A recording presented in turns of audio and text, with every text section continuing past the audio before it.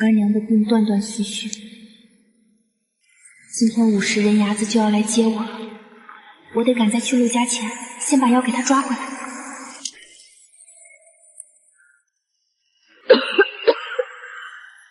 是报应吗？我又做错了什么？阿娘，你又收粮了。娘吵到希儿了。阿娘，等我。你又不是郎中，生病了就得吃药。明日我就进城抓药，你把水喝了。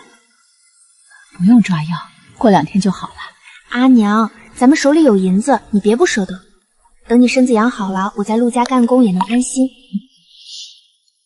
10年，阿娘说，等我拿了陆家的2两银子签了契，以后每月还有90文月钱，这样我就能攒够嫁妆，20岁出府，找个好人家，再也不让阿娘东奔西跑了。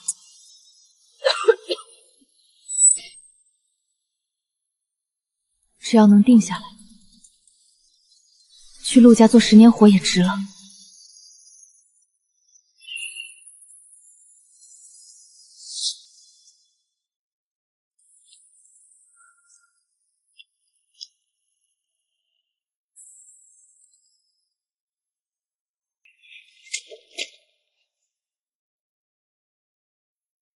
哎呦，哪来的女娃娃？赶紧出去！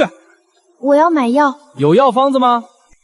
没有，我娘咳得厉害，帮着抓几副止咳的药。没药方子抓不了。抓些川贝跟枇杷总行吧？按什么药量抓？你看着抓吧。别在这里挡路！大爷！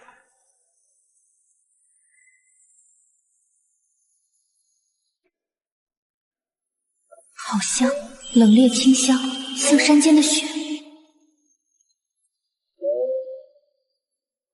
抓止咳的药。是的，抓几副止咳的药。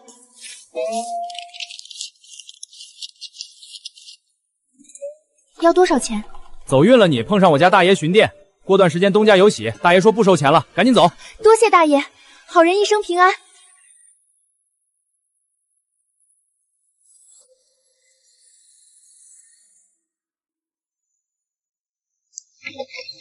阿娘，你怎么坐到门口了？快拿干布巾擦擦。娘烧了饭，炕还是温乎的。快脱了湿衣裳去炕上坐着，别染了风寒。阿娘别管我，你赶紧把这药煎上，咱们今天遇到了大贵人。阿娘，等我去了陆家攒下月钱，咱们日子肯定能好起来。瓦罐这药好了，柴火却没剩多少了。雨若不停，柴又要涨价。阿娘，等天晴了你就别买柴了，我自己去捡。希儿，过来坐，别在门口吹风。在大户人家做事，要勤快，要眼明心亮。哎呦，我的亲娘嘞，这路真难走，严娘子在家吗？在呢，王妈妈，快进屋坐。不坐了，时辰紧，赶紧让小女娘出来，咱得走了。阿娘，我走啦，等休木能回家，我就回来看你。喜儿，带上这个。阿娘留着自己遮雨吧，雨不大。原本该是奴仆成群、锦衣玉食的命，如今竟……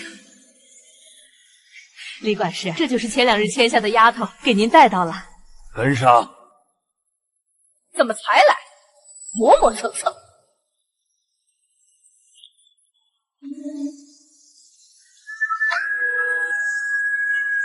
都杵着干什么？眼里没活吗？哼！看你这一身的泥，还不赶紧把脏鞋脱在门外！等一下不是要去抬水回来吗？我抬完水再脱。2人抬1桶，你们2个抬1桶，你们2个抬1桶，你们2个抬1桶。换上吧，这是府里统一样式，虽然不是新的，也比你们身上那烂布头强。我姑母说，陆家可是云山最富裕的人家，只要进了这府，吃喝不愁，以后配个陆家小厮，也比嫁给地里的泥腿子强。带我进来的妈妈也说，若是能被主子看上，生个1儿半女，也就是半个主子了。他们竟然在想做姨奶奶，嫁给小厮，生下的孩子不还是奴才吗？你当谁都能做姨奶奶，长得不好看都白搭。看来我真是个傻子，我只想多攒银子去救阿娘。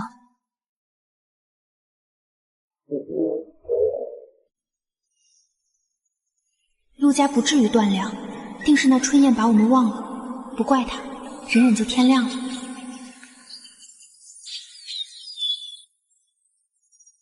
吴妈妈，人都带到了。陆大爷9月16成亲，老夫人怕他院里没人伺候，添几个跑腿的。妍希是活气，去青林院负责洒扫。宝素、三丫、阿兰，你们3个签的是死契，跟着3等丫鬟学规矩。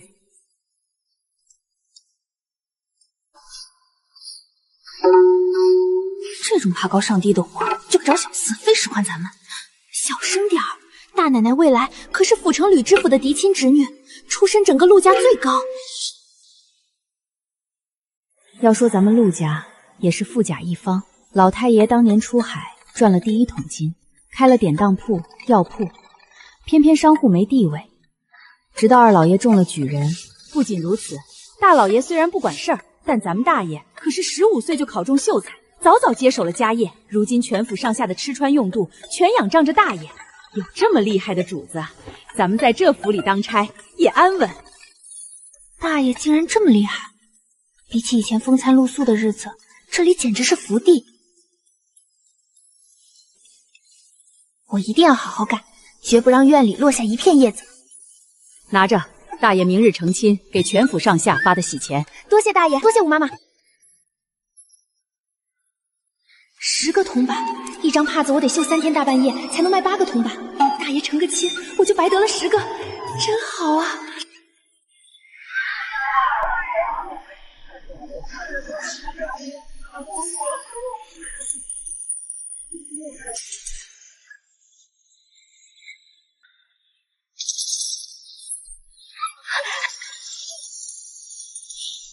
别收，谢小哥。小刘青，这还没出门呢你就发喜钱，小心你爹陆管事敲你的脑袋。图个吉利嘛。这丫头不是陆管事家的什么亲戚吧？面生的紧，8成是刚买进来的。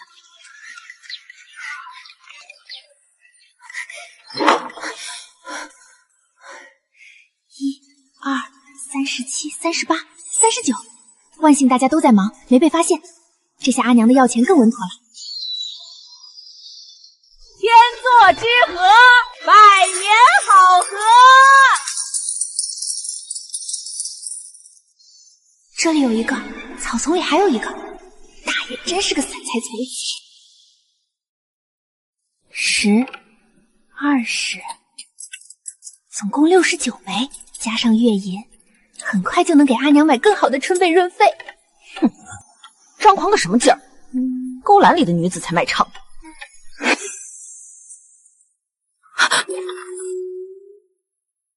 走了，出去洗漱，屋里一股子穷酸味儿。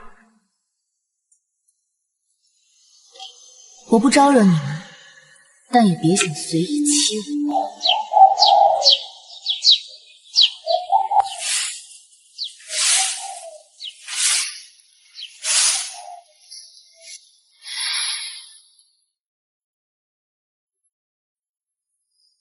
没长脑子的小蹄子，大爷和大奶奶还没起呢，你这会儿扫什么地？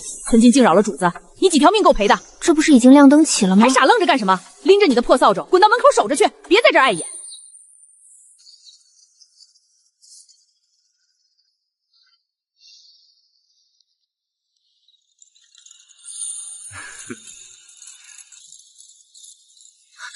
是你？我是陆流清，你也在青林院当差？我在大爷跟前伺候。你是刚买进来的吧？前几日刚来，在院里洒扫。你是昨日给我一把洗钱的那个？你这傻丫头，在大爷院里做事是你的造化，只要你好好做事，总有被主子看到的一天。就是你要多个心眼儿，要见机行事，不要打扰到主子。来人，喂水！主子醒了，喊我了，我得进去伺候了。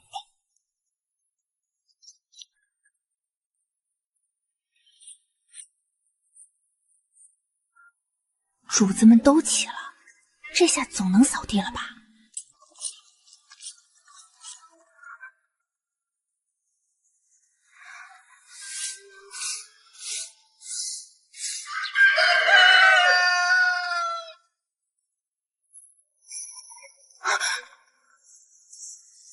那是大奶奶，衣服上的金线晃得我眼晕。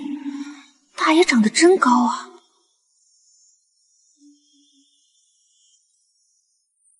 都起来吧，以后在这院里好好服侍奶奶。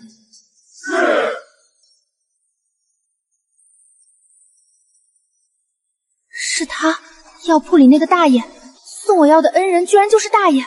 阿娘，咱们遇到大好人了，我是大爷的人了，我一定要在这里拼命干活。西姐姐，大奶奶开恩，我也得了赏钱，你得了多少啊？我得了20文，你呢？我们在屋里打杂的都得了30文。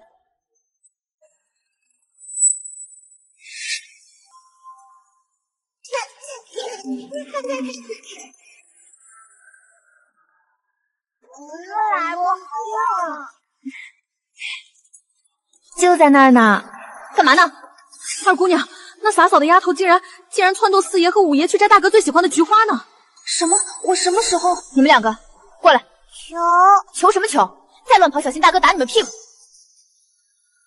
你一个洒扫丫头，好好做你的活计，不要煽动不懂事的主子做错事，捅破了天有你受的。二姑娘，我只是……姑娘教训你，你还不服？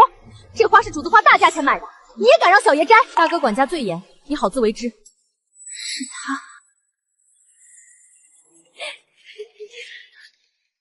晌午你跟二姑娘说了什么？我说的话多了，每一句都要报给你这洒草的听。你故意陷害我叫嚣主子，我告诉你，下次再敢在背后捅刀子，我就当面捅你一刀。哟，能得你大小姐记挂，那是我的福气。不让我活，大家都别活。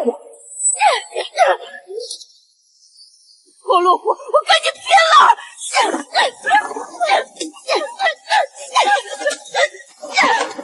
再说一遍，谁是破落户？不让人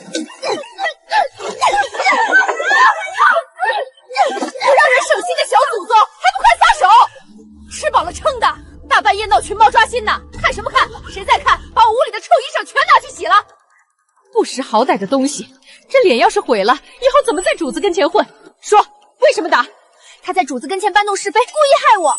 今日在清林院，我只是给小爷指了竹球的位置。二小姐若不是听了他嚼舌根，怎会不分青红皂白就打我耳光？小小年纪，心眼子倒是不少。妈，我没有。成，明儿我去问问二姑娘跟前的姐姐，再看看那花盆下到底有没有竹球。若是真如希儿所说，我定秉公处理。错了，我当时是被猪油蒙了邪，没瞧清楚就乱给二姐回话，希儿，我真不是。你害我挨了耳光，磕头认错。行了，宝素，你不明就里，害希儿受罚，这就道歉。希儿，都是我的错，我给你赔不是了。你们二人打架斗殴，报上去谁也别想留，念在初犯，我重新给你们分配。宝素，你也别去清林院伺候了，就在这下人院里打杂。妍希，明儿你卷铺盖去灶房，去烧火。虽然得了个烧火的苦差，但能看宝素在大通铺伺候管事妈妈，心里倒也松化了。到了这儿，你就不叫妍希了，老实叫希儿。这儿专给主子备饭热水，你跟着这老婆子睡耳房，主子要热水，你得随叫随到。严嫂子，怎么听说我的月钱降了30文？没把你提脚卖了，就是看大爷的面子。少废话，干活。李大姐，听说之前那位烧火奶奶回乡养老了，陆家对下人真厚道。傻孩子，你是活契还好说，那些签了死契的，就是主子的私产，打杀了偷偷扔出去的事儿，我见得多了。哪怕是咱们这种活契，犯了错，主家打个半死赶出去，官府也不管的。原来李妈妈把我赶到这儿烧火，真的是在救我的命。以后有的忙了，二老爷一家年前都住在老宅里。别理他狗仗人势，他也就是仗着堂妹赵姨娘怀了三爷，才在这冲大头。姨娘也能成主子吗？姨娘是奴，可生了儿子的姨娘就是半个主子。生了儿子才是主子，生不出的被打杀了也没人管。希儿，吃完没？把这个给足学杏林院的周师傅送去。严嫂子，怎么走？出东北角门，看见红墙大院就是。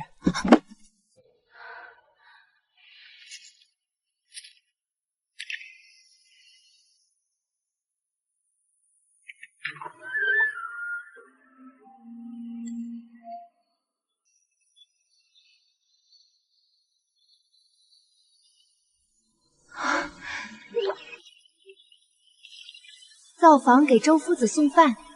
过了桥往西走，到头进跃动门。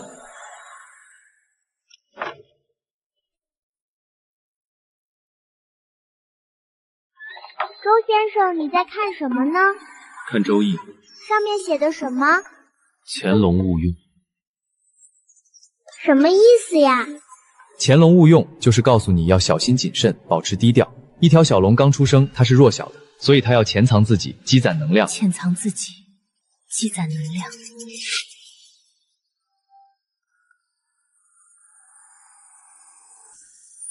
小四爷，今日所学的千字文，要背诵到“云腾致雨，露结为霜”这一句。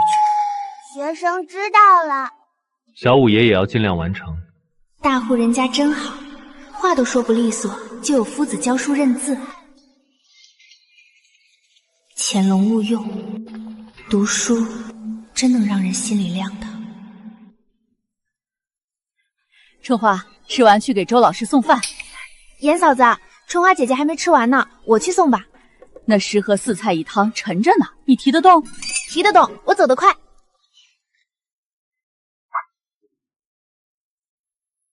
寒来暑往，秋收冬藏，润余成岁，绿缕调阳。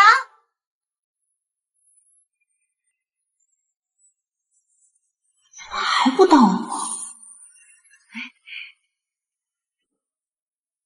这是你的60文，加上剩下的一共100多个。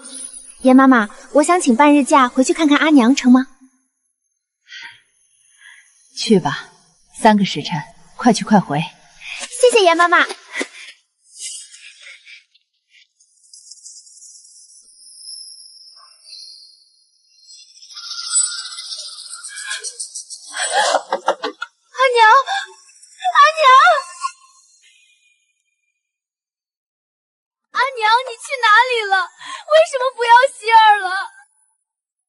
小娘子，别喊了，你娘走了，房子也退了。走了？去哪儿了？她病好了吗？她让我带个话，说是去什么山修行去了，让你在陆家好好活，10年后再来看你。什么山？阿婆，您再想想，是什么山？想不起来了。这脑子没了，家没了，阿娘也不要我了。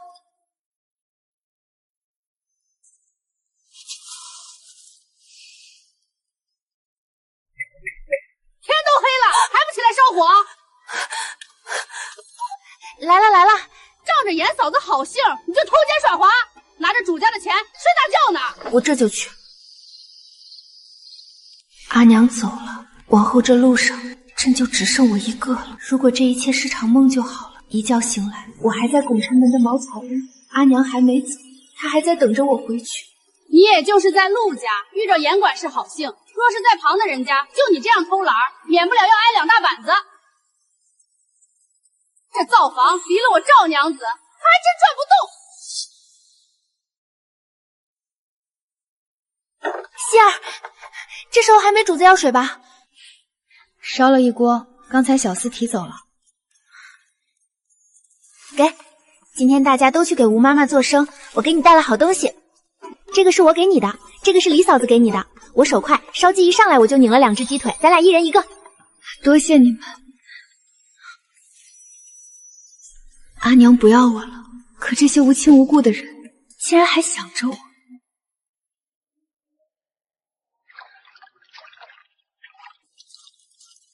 希儿，快过来，我这儿有件袄子，你试试看能不能穿。赵娘子，我刚领了新袄子，暖和着呢。脱下来试试，这件比你的厚。穿上吧，真合适。赵娘子，我的新衣裳。你日日在灶房烧火，烤着火呢，用得着穿那么新的衣裳？穿这件正合你的身份。赵娘子，你怎么把希儿的衣服拿走了？那还是个姑娘。这孩子身棚小，这衣服他穿了也浪费。姑娘穿的衣服，你拿着想干啥？哼，关你屁事！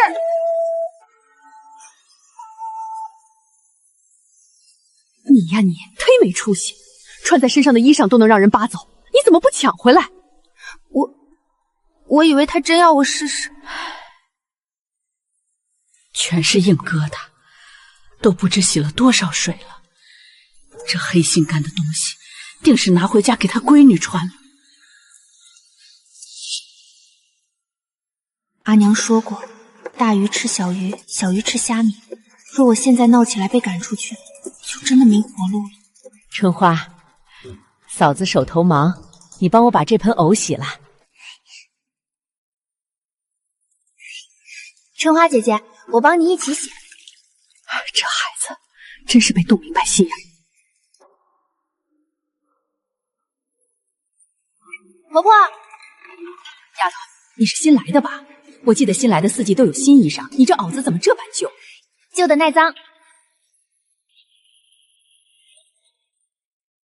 这是哪位主子跟前的人？大姑娘，以后不要再来杏林院了，这于理不合。况且周某尚在校中。大姑娘私会男人，若是被发现我撞破了丑事，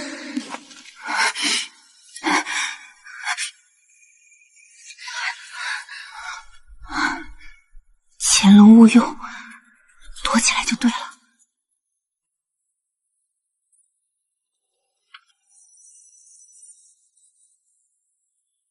外面冷，在屋里等吧。多谢周先生。他一个夫子，竟然连大姑娘都拒了。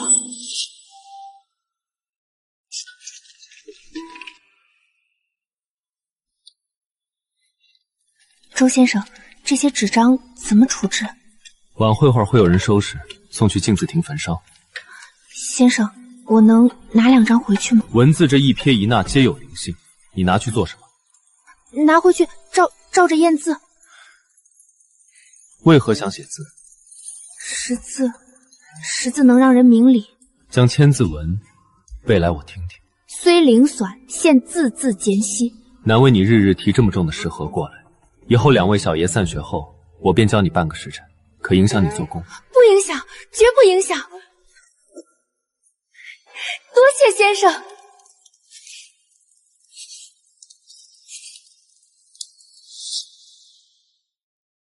希儿，去把这几样草药磨碎，别让他人瞧见。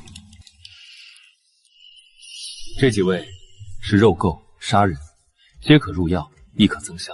原来大奶奶秘传的配方是这些，学后出妇，我也能当个厨娘谋生。天哪，全府都在忙年，你不回家还想在这偷奸耍滑？快去洗菜！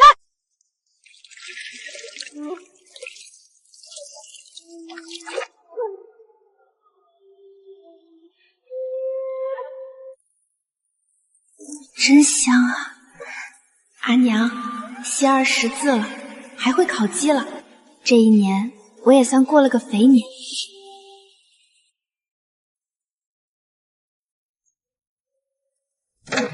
希儿，灶房和仓库都锁了，你吃完也早点回屋歇着。不知道这会儿阿娘在哪里？她除夕这顿饭吃到肉了吗？快跑！去花园放炮仗，再去外院整些动静。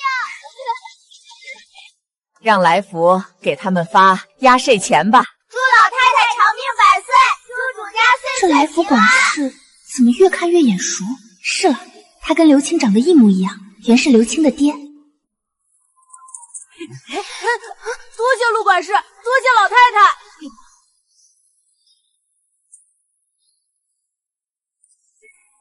谢老太太给压岁钱。难得这会儿孩子们都在，让打铁花的师傅们开始吧。真美啊，比星星还亮。大爷这么好的人，就该配大奶奶这么美的人啊。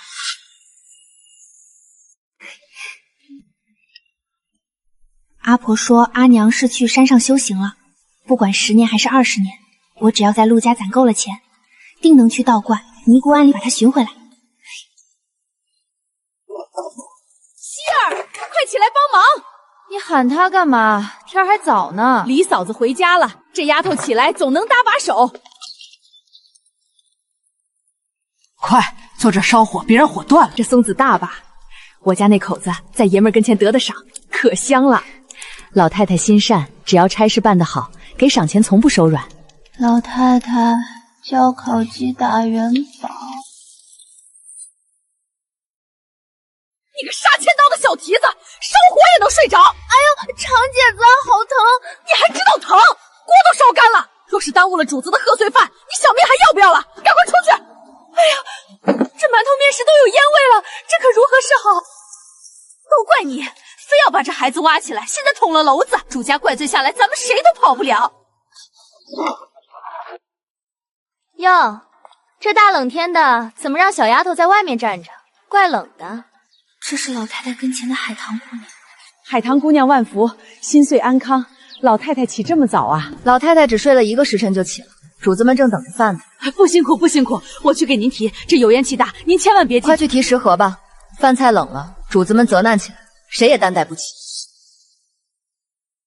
这味道不如新鲜的，希望主子们别吃出那股烟糊味才好。黏黏的年夜饭，主子也就动动筷子。严嫂子放宽心，咱赶紧把晌午的汤羹备上，到时候哪个院来取监时，咱们笑脸奉上，就出不了岔子。哟，你怎么还在这儿站着？你站在这儿做什么？想起他刚来时，总觉得严管事人挺好，可现在这脸比刚从冰水里捞上来的石头还硬还凉，这顿饭我是吃不上了。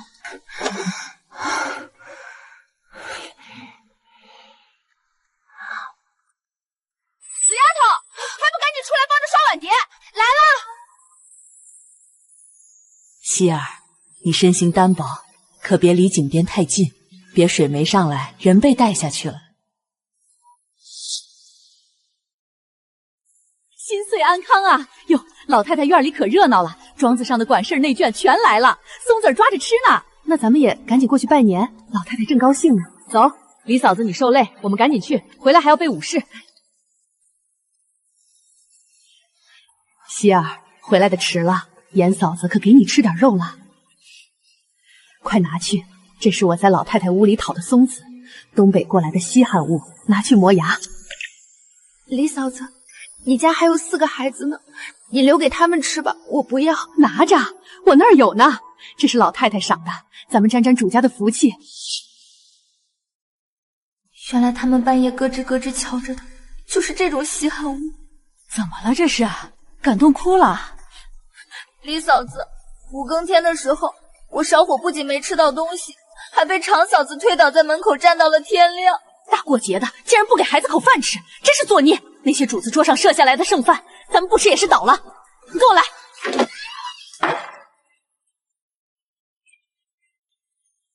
这会儿没人，快揣进怀里回屋吃去。怎么没让那小丫头出来帮你？都是年前备好的活儿，我一个人能行。过节了，让孩子歇歇。歇什么歇？他是来当下人的，还是来当祖宗的？老太太竟然没给赏钱，定是早晨那锅焦糊的饭坏了事。住院的人嘴精，肯定是吃出来了。快吃，收食盒是我偷藏的。李嫂子，你也吃？我不吃，你看看你瘦的，得多补点荤腥。希儿，你不能一直在这烧火。主子从不来造访，待在这儿没出息，月钱少还要被他们欺负，你得想法子去主子院里，最好去针线房学了手艺，那月钱和赏赐才叫多呢。我会刺绣，进府前我绣的帕子在绣坊能卖8文钱一条。当真？那你更得挪窝了。嫂子，谢谢你为我着想，但我现在还得留在这儿。为什么？烧火有啥好的？我每次去给周夫子送饭，师傅都会留我学半个时辰的千字文。周夫子教你认字？哎呀，你这丫头，这是什么运气？这是李嫂子的姓，果真李奈的李。天爷呀！我那大郎跟着夫子识字，一年要8贯钱的数封，你这白白学字，等于是白赚了8贯，抵得上2等丫头的月钱了。读书费脑子，你得吃点好的。若是阿木有你这样的运气就好了。我跟他爹2个人1年挣的钱，给他交过数分后，勉强养家。你这真好，不用钱就能读书。你要好好学，不枉你在这灶房里受罪。李嫂子放心，我一定努力。今儿姨太太喊了我去，偏巧碰到了大老爷。大老爷说，咱们大灶房这边是越发的没有规矩了。岁节5公的那顿餐食，竟然吃出一股烟熏味儿。完了，那碗是我烧的火，若是主子怪罪下来，我肯定保不住了。灶房里断不得烟火，不是烧水就是做饭菜，饭菜上能闻出一股烟熏味儿也正常的。哼，这灶房里确实烟熏火燎的，往常也没听哪个主子说饭菜里有烟熏味儿，主子可是不好糊弄的，咱们可得小心当差。赵娘子说的是，希儿还没摘完呢，别想都丢给我，我何时都丢给你了，不是有希儿帮着你吗？希儿就是个烧洗澡水的，她人乖巧，帮着做些杂活，你指望她将所有事情都做完？灶房里也是有分工的，出了岔子，主子自然是找相关的人。你绝不能被赶出府，娘不在了，我必须在陆家平安长大。这丫头能识字，又会刺绣，总待在灶房遭罪太可惜，得想法子送她去针线房。若是以后能给阿木当媳妇儿，别跟着洗了，回屋去歇会儿吧。等开始烧饭的时候，你再出来。李嫂子不碍事，听话，整日在凉水里泡着，会将身子泡坏的。来亏月时，怕是会肚子疼。你倒是个好的，将她当做亲闺女看。不过严管事烧菜的时候，可不敢再让她烧火了。蒸肚烧火本来都有讲究，她一个烧洗澡水的丫头哪懂？你让她烧火却不看着，你还有理了？还傻蹲在这里干啥？你娘不是让你回屋歇着去？那我先回屋了。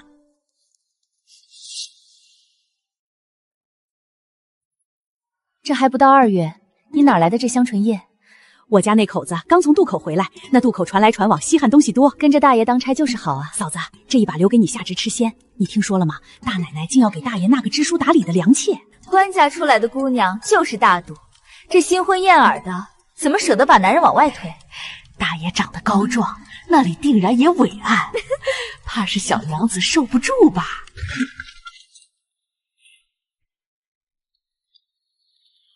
今晚严管事走后，你找人带你烧火来下人院找我。我请了针线房的温师傅吃酒。温师傅，让他见见你，看能不能把你调去针线房。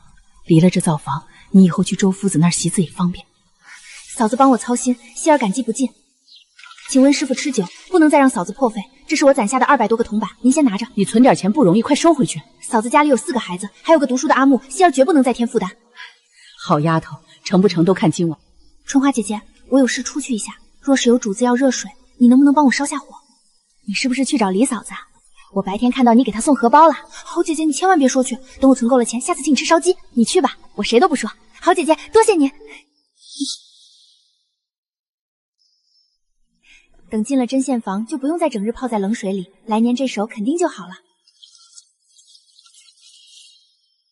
娘以前做绣活都要换上最干净的衣裳，针线房的师傅肯定也爱干净。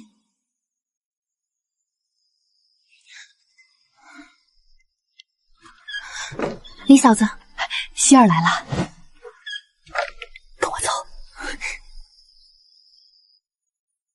温师傅临了托人带话，不方便去我那里。下人院人多嘴杂，咱们去温师傅家。知道了。这后街住的都是府里有头脸的人家，严管事和常妈子也住这儿。温师傅是外面请来的，自己有个小院。进来吧，请人从外面买了1只烧鸡，1只糟鱼，又炒了2个菜。这瓮是清酒，喝起来带劲儿。坐吧，希儿，过来给温师傅见礼。见过温师傅，问温师傅安。起来吧，跟你干娘坐一块儿吧。我喝不得酒，敬温师傅一杯。听你干娘说，族学里的周夫子在教你识字。是的，我去送饭，周夫子教我半个时辰。学得怎么样？背给我听听。天地玄黄，宇宙洪荒。你这小丫头倒是有福气，你可知道那周夫子是谁？前年周夫子可是考中了进士的，他运道不好，刚外派出去就遇上父丧，如今他在家丁修，才被请来给2位小爷开蒙。那个年轻的周夫子竟然已经是官老爷了！天老爷嘞，这丫头真是得了大造化了，进士老爷竟然抽空给她授课半个时辰。谁说不是呢？这有个没有绣完的帕子，你来绣2针，让老婆子看看。周进士也是穷苦出身，他们家原先是佃农，为了供他读书，家里穷得叮当响。老太爷还在家的时候，资助过县里的一些贫困学子，周边士是其中最有出息的。穷人家读书太不容易了。说起来，咱们大爷处跟周进士还是同窗呢。大爷读书也好，年纪轻轻就考中了秀才，若是继续读下去，兴许也能中个进士。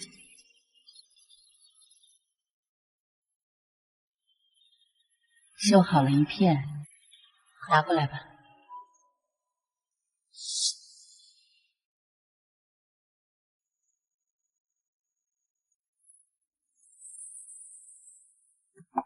李嫂子，快到灶房了，你快回去吧，我自己能走。乌漆嘛黑的，你一个小丫头走夜路不方便，嫂子送你回去。你回去之后照常做活，若是温师傅要挑你去针线房，他定然会知会我。李嫂子，温师傅要我，我就真的能过去吗？等到温师傅的消息再说，你快进去吧。下个月发了月金，一定要买只烧鸡给春花。你这傻丫头，自己还没尝过整只烧鸡呢，倒花了大半月的月钱买给她。春花是个憨憨，她哪懂得回你1只鸡腿。那日是我求春花帮着烧火，许诺好的，人无信不立嘛。李嫂子对我恩情重，等我进了针线房攒够了钱，一定要给李嫂子扯几尺新布做衣服。希儿，投桃报李是好，但有些东西太贵重了，反而不合适。你如今要多为自己打算。嫂子教导的事，希儿都记下了。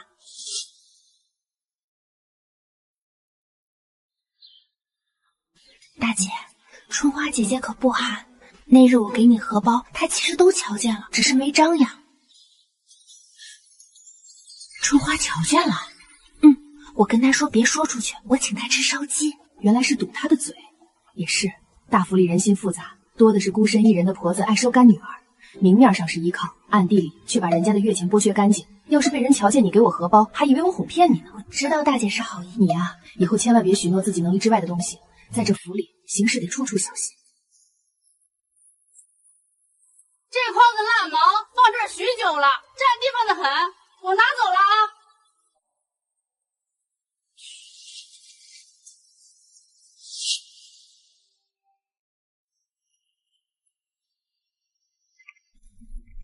希儿，这筐子里的羽毛什么时候没的？平日常年吃拿卡药也就罢了，如今竟偷到我头上来了。也罢，一筐羽毛不值当跟他背后的赵姨娘撕破脸，但这笔账我记下。希儿，温师傅给我回话了，他已经跟大夫人身边的管事通了气，只说针线房要挑个丫头过去，咱们这边只要严管事肯放人，就能换你的名牌。真的吗？李大姐，我真的能去针线房了。可是烧火的就我一个，严管家若是不放人，我该怎么办？别怕，你之前给我的那些铜板还剩100个左右，我拿这些钱置办桌酒席，请那位管事吃一顿。有我呢，总会有办法的。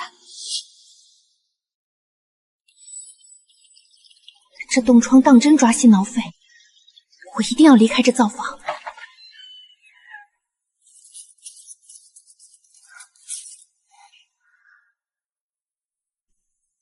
回来了，快收起来。我已经请了严管事昨儿晚上吃酒，二河去买酒菜，一共花了150个铜板，我都替你出了，多花了近60文。大姐为我操心，我也是感激不尽，断不能再让你破费。等下月发了月钱，我一定一并补给大姐。成，那就算我借给你的。奇了怪了，严管事今儿怎么跟李嫂子一起走了？他们两个平日里也没好到这种程度吧？好消息，严管事同意放人了，我今儿就去回了温师傅。你回屋把东西收拾收拾，估摸着就这2天了。希儿，多谢李大姐周全。傻丫头，去了针线房好好干，以后给严管事绣2张帕子，还了这情谊便是。春花姐姐，过了今晚我就不在灶房当值了，你以后在这边照看好自己。我娘说活计来之不易，得好生做。你做错了啥事儿？怎么就被赶走了？不是被赶走，我明儿要去针线房做工了，还在府里呢。哦，那我娘说过，做针线费眼睛，你晚上可别做。好，都听姐姐的。这些日子多谢管事照拂。起来吧，去了那边跟着师傅好好学。哎呦，希儿当真是真人不露相，这才来多久啊，就要去高贵的针线房了？严管事，针线房的人在外面等着呢。去吧。跑的这般急，倒像咱们这儿是什么龙潭虎穴，真是不识抬举。让姐姐久等了。不碍事的，跟着我走吧。天哪，这做绣娘的穿戴竟然跟府里的主子姑娘差不多体面，针线房果真是个好去处。进来吧，这就是咱们往后当差的地方。温师傅，人带来了。秋月，你也是针线房里的老人了，这孩子以后就让你带着吧。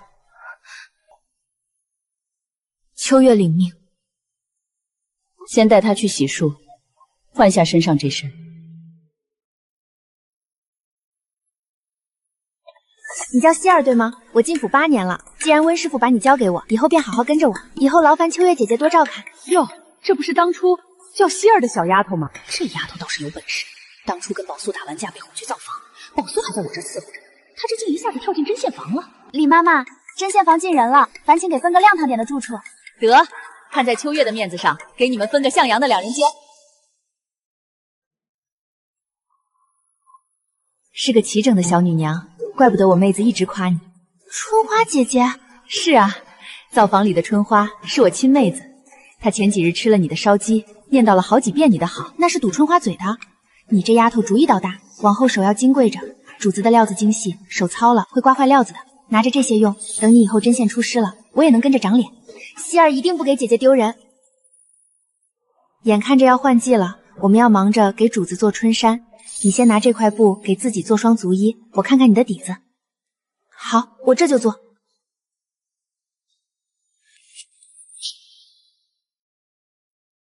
晌午吃过饭，去族学那边进学的事儿，周夫子没催你？夫子待我厚道，每日半个时辰，并不耽误活计。能识字是造化，去吧。温师傅那儿有我盯着。针线房果然比灶房好，大家埋头苦干，连月钱也涨回了90文。嫂子，忙着呢。希儿，快坐到桌边来。在针线房这几日做得怎么样？挺好的，秋月姐姐带我，她人极好。这是我亲手给嫂子做的，你试试合不合脚？哎呀，这针脚做得真细腻，怪不得温师傅只看你绣了一片花瓣就点了头。你这手艺真是知恩图报的好孩子。这是秋月姐给的碎布袋，我绣了花，给嫂子留2条，剩下2条劳烦嫂子带给严管事，算还了她的人情。这素罗料子就是软，希儿，这样好的帕子，外头绣坊1条要卖几10文呢，拿给严管事却是极体面的。这才几日，小手就养得这样细嫩了。秋月姐姐日日让我抹猪油膏呢。秋月这人厚道，你是个有福气的。嫂子，你可知道，秋月姐竟是造房春花姐姐的亲姐姐？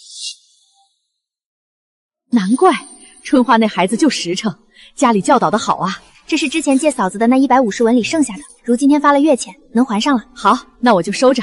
有借有还，再借不难。对了，下人院每月发半斤灯油，以后晚上在屋里，你能安安之时看书识字了，别省着。知道了，嫂子快歇着。希儿，你也才回来？我去看了看李嫂子。也是，你们针线房收工早。哎呀，今儿花棚里闷得很，忙了一天，热死我了。我得去打些水擦擦身，我帮你一起去抬水。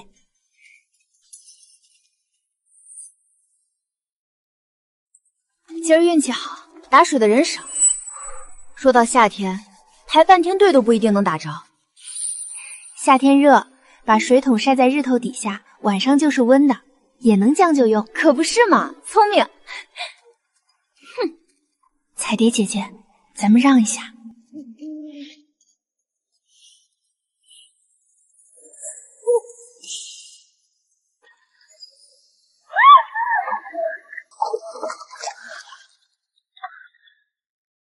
彩蝶姐姐，没烫到吧？没事，就湿了鞋。无怨无仇的，这丫头怎么这么歹毒？不成，我得找她理论去。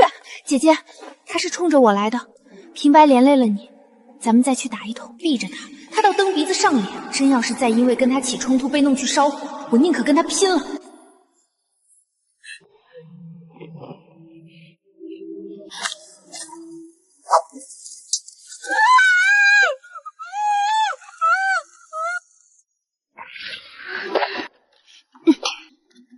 我当初有没有跟你说过，在背后使绊子，我就捅你一刀？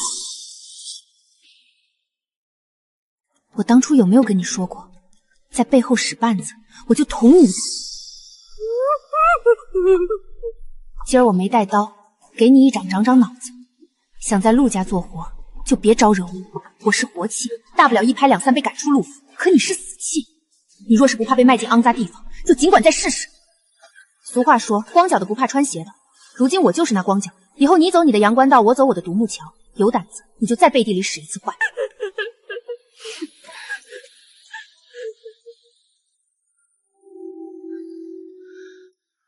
没想到日日给周夫子送那么沉的食盒，倒把力气给练出来了。吓哭了好，看你以后还敢不敢踩在我头上。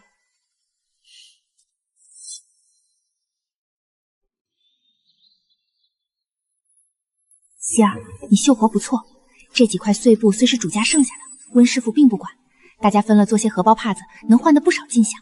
拿出去卖吗？你是新手，绣些简单的竹子、菊花好卖。若没门路，做好了给我，我替你带出去。这一条素罗帕子能卖20文呢。20文，这可是半月的口粮，但我欠周夫子的情远不止这20文。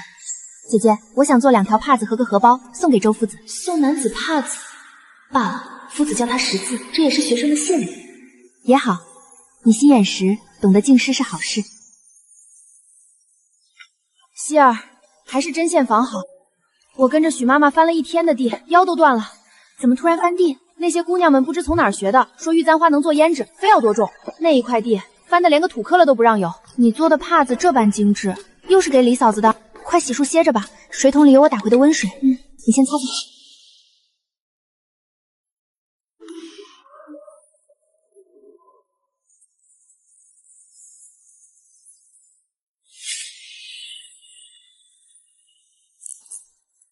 丫头，这送饭的都换人了，你三两头往足穴跑什么？婆婆，我是惦记您老人家，这点小钱给您买些坚石打发时间。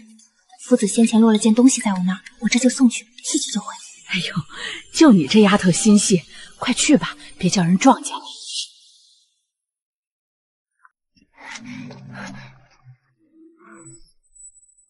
多一事不如少一事，还是别跟旁人碰面，免得招来闲话。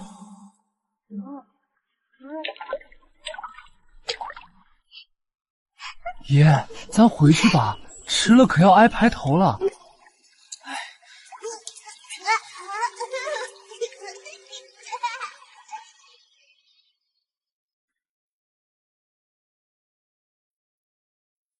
昨儿教的字都会写了？都回了，先生。先生，这是我亲手送做的帕子和荷包，先生不嫌希儿愚钝，教我识字，希儿无以为报，还请先生收下。这是给我的谢礼。东西粗鄙，先生不要嫌弃。你的谢礼我收下了，以后更要好好认字才是。快坐下。秋月姐姐，以后这些钱咱们平分。我知道为了我，你把大半的碎布都省给了我。你这鬼灵精，帕子都是你熬夜绣出来的，你能有这份心，我便知足了。你拿大头，我收这一小份做现钱就成。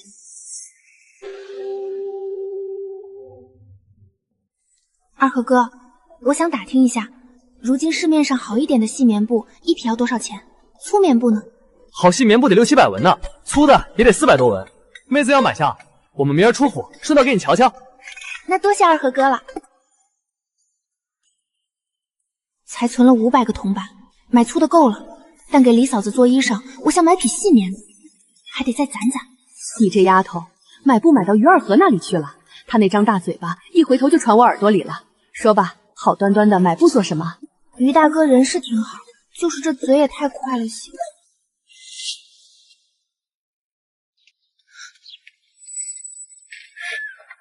嫂子，你怎么有空过来了？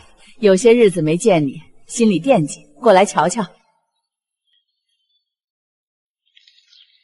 嫂子，这金贵的烤鸡腿你从哪儿弄来的？府里二太太有喜了，大太太高兴，让各院都上1只加餐。大灶房的几个人对商多做了2只，我分到了，便省下来带给你吃。嫂子对我真好，咱们1人1只，一起吃。针线房的活儿还要拿回来做，有门路多挣钱是好的。不过你挣到银子了，我听二和说你找他打听细棉布的价格。府里不是发了衣裳吗？你买棉布做里衣。嫂子以前帮我量多，进针线房也是托你的福。我想买一批细棉布送给嫂子做身新衣裳。嫂子以前帮我量多，进针线房也是托你的福。我想买一批细棉布送给嫂子做身新衣裳。哎呦，我的儿啊，嫂子知道你大方，可那细棉布要600-700文呢，这我可不能要。你还小，以后用钱的地方多着，快给自己多存些铜板傍身。你这孩子，不让你买布，你倒请起大局来了。这烧鸡加酒得花大半月的月钱吧？千金难买嫂子高兴，今朝有酒今朝醉嘛。你是个懂规矩有孝心的，嫂子没白疼你。靠着绣帕子，我手里攒了快500个铜板了。等过完夏天，我定能带阿娘回来。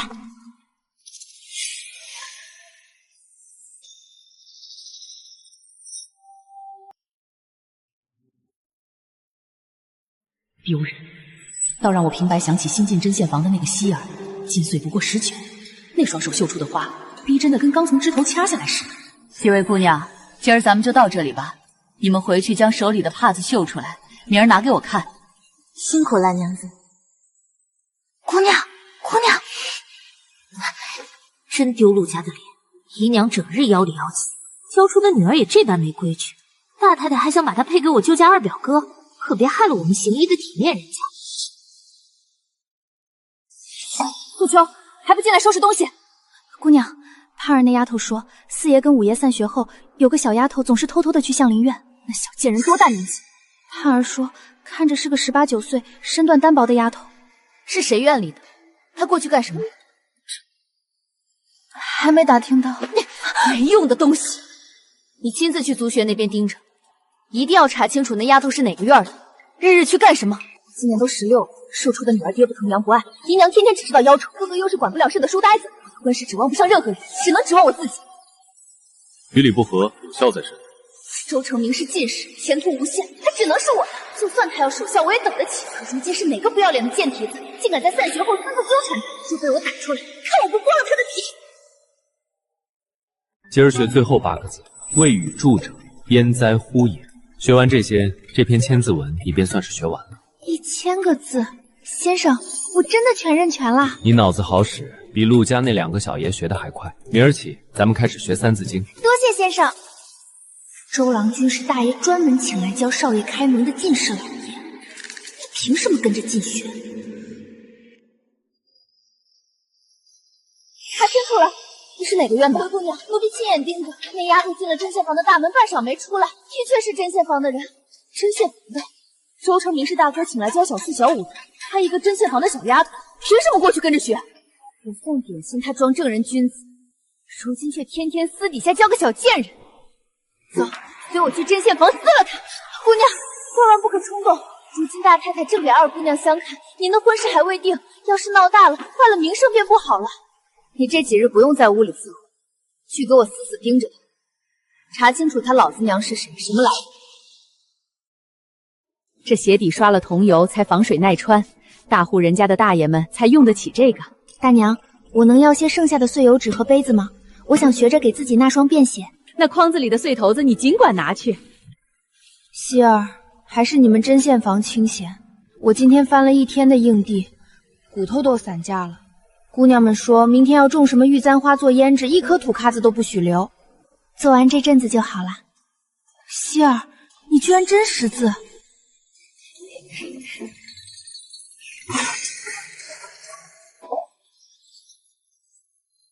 们干什么？你们是谁？你们放开他！干嘛抓人？没你的事儿，别瞎掺和！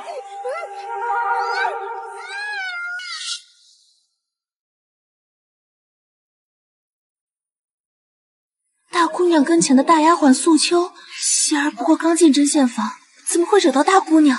他们这是要把她捉去哪儿？请帮忙喊宋妈妈出来，我们逮到个偷儿要交给大太太。大太太，素秋，这时候你不在院里，不是你家姑娘用膳，跑这儿来做甚？宋妈妈，我们在下人院抓了个偷儿，这丫头是针线房的，不管什么布料都敢往回伸。您看，这就是她用偷来的东西做的绣囊和鞋子，给自己纳保底鞋，用的是最边角的碎布。大姑娘这是吃饱了撑着，抓这么个小丫头来，非显得主家刻薄寡恩。先等着，我去禀报大太太。捉贼拿赃，大太太最恨偷窃，几板子下去，看你还敢不敢勾引周郎君。将人带进来吧。没规矩的死丫头！温师傅眼光不错，这丫头学上3、5年定能成熟。他说的可是真的？大太太不知这碎布的事，我定说实话，那是秋月给我的。万一牵连了秋月和温师傅，他们就完了。若是把秋月姐姐和温师傅抖出去，他们或许从轻发落，但整个针线房的人都会被牵连，被大太太认为监守自盗，不能恩将仇报，求太太饶恕。奴婢一时鬼迷心窍，犯下大错，任凭太太处置。在这深宅大院里，哪个不是推脱干系？这丫头竟自己扛下了所有罪责。你叫什么名字？几时进府的？奴婢名希儿，大爷成亲欠进的府。定是这丫头惹到了玉和那丫头。针线房拿碎布的规矩我心知肚明，本不愿管，但既然被人抓到了明面上，若是轻纵了，日后规矩便立不住了。在这府里，规矩就是天，肆意拿主家东西，此等行径绝不能姑息。若不惩戒，往后不知多少人效仿，便罚你1个月月钱，外加关柴房禁闭1日，以儆效尤。多谢大太太开恩，奴婢以后一定谨遵府里规矩，再也不敢犯了。大冷的天，我蹲点抓来的把柄，大太太竟然高高拿起，轻轻放下，就罚1个月月钱。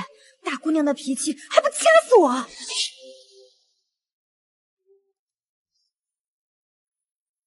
你怎么还不走？留在这里等奖赏？母亲，家仆偷窃可是要不得的，儿子觉着您处置的太轻了。山儿，咱们家往上数不到3代，也是贫苦人家。你祖母年轻时也曾做过绣娘，贫苦人家过活不易，咱们现在日子好过了，也不能把家仆不当人看，只让干活不给吃草。是，母亲教诲的是。福丫头，针线房温师傅是个厚道人，针线房里剩下的布碎拿出去也卖不了几个，由着绣娘做荷包出去卖，那是人家手巧，算是赏他们的进项。咱们何苦断人家的生计，做那等黑心的主家？母亲心有大慈。那小丫头做的香囊我看了，全是碎布拼出来的，也就是针脚细。她不过是个刚进府的孩子，定是招了杏花院的眼，才遭了这无妄之灾。听娘的意思，当真是大忌。陆玉和在背后算计了那个针线房的小丫头，她好歹也是我们陆家的嫡庶长女，怎么这般小家子气，不寻一个扫地烧火出身的小丫头麻烦，当真叫人看不起。我也想不通，那丫头才进府多久，怎么就碍了他的眼？阿娘，您之前是不是想过把陆玉和许配给我二表哥？就他这样阴毒狭隘的品行，若是真嫁过去，岂不是坑害了二表哥？福儿，他不管怎么说也是你大姐，你怎可直呼他名讳？娘这般谋划，还不是为了你？你爹是个靠不住的，整日不着家。如今玉和拖到16了还没个说法，他若是一日不嫁出，你这个做妹妹的如何相看？若越过他去，外面的人少不得指责我这做嫡母的不慈。我若不将她封后出嫁，与你外父家来个亲上加亲，你往后可怎么寻个好儿郎？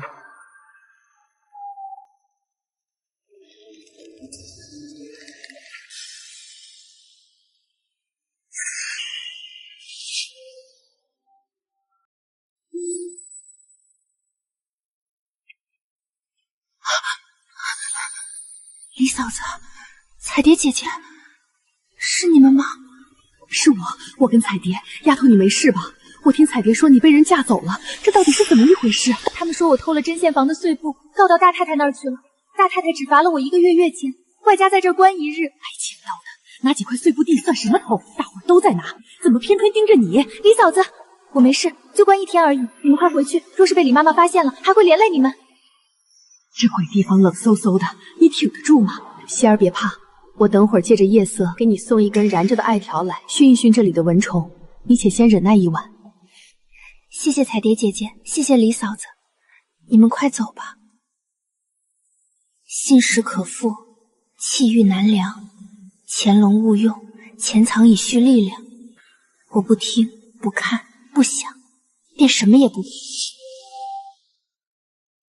阿娘，你丢下我走的时候，知不知道在这深宅大院里活命竟这般难？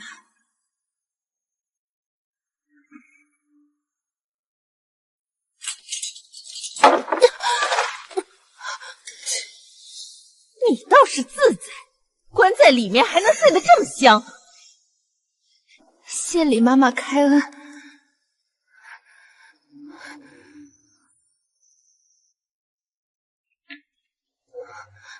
希儿，可出来了，饿坏了吧？嫂子，快坐下，嫂子偷偷给你熬了肉糜粥，饿了1天1夜，吃这个最养人。好孩子，别哭，快吃了，吃饱了去洗洗身子，睡上一觉，什么事儿都过去了。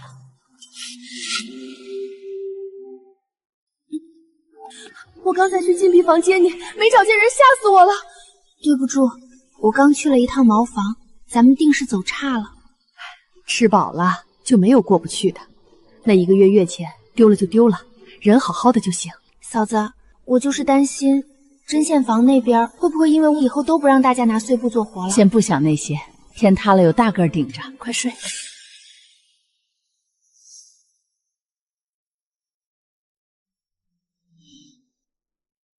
这个月要赶一批加厚的族医，先坐着。难道那晚的事真像一场梦？希儿，这2日委屈你了。谢谢秋月姐，其实也没什么。希儿，你是不是什么时候得罪过大姑娘？都过去了，以后可得长个心眼儿。大太太前日寻了温师傅过去，把话挑明了。温师傅没受罚吧？没受罚，反倒是喜事。大太太说，以后那些隧道，咱们尽管拿去做些帕子荷包，只不过若要拿出去卖，只能送去合欢街的七巧绣坊。七巧绣坊。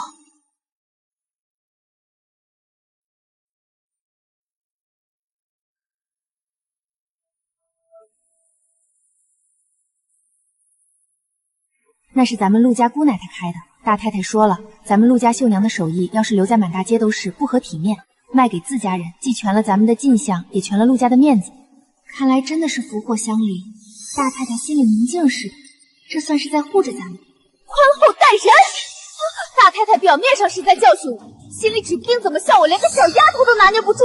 灰姑娘，她每日雷打不动，还是那个时辰期。程成明是进士之子，未来的廷臣，他宁可交个丫头识字，也不肯看我一眼。我看你能学到几时？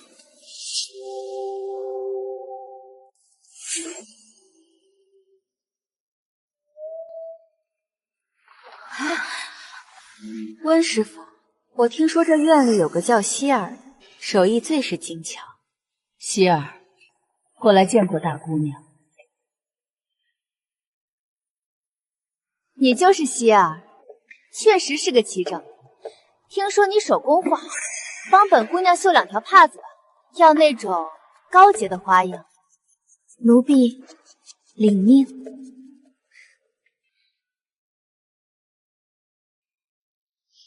小丫头子长得倒是奇葩，这种祸害，教书识字做什么？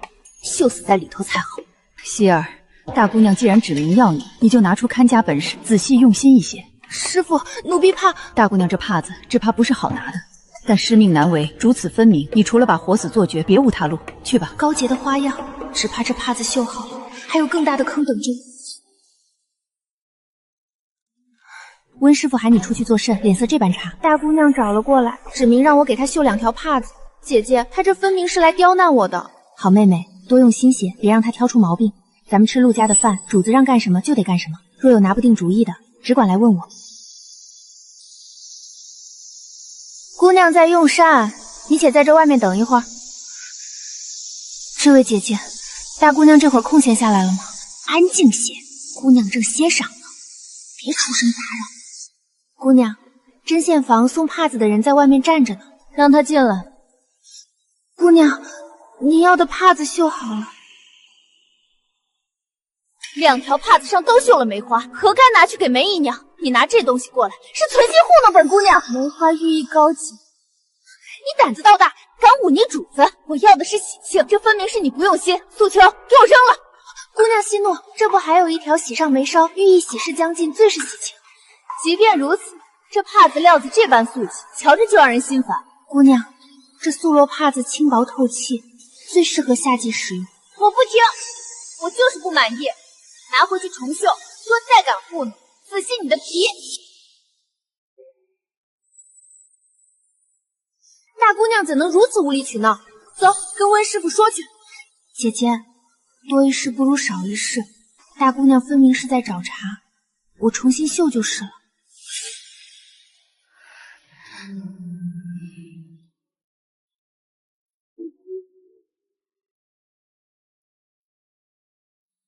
针脚这么粗，重做。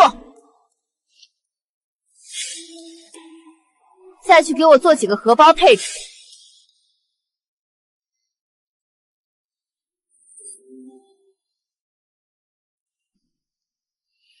希儿，外面有人寻。那2个荷包呢？怎么非要我亲自来催？大姑娘等的都要发火了。素秋姐姐别恼，这几日忙着赶制各院的秋衫，正要做好了。你稍等，我这就去取。大姑娘这些帕子荷包，怕是3、5年都用不完，真是难为你了。吃陆家的饭，主子让干什么我能如何？剩下的我替你收尾，你且先去伺候好那位大姑娘吧。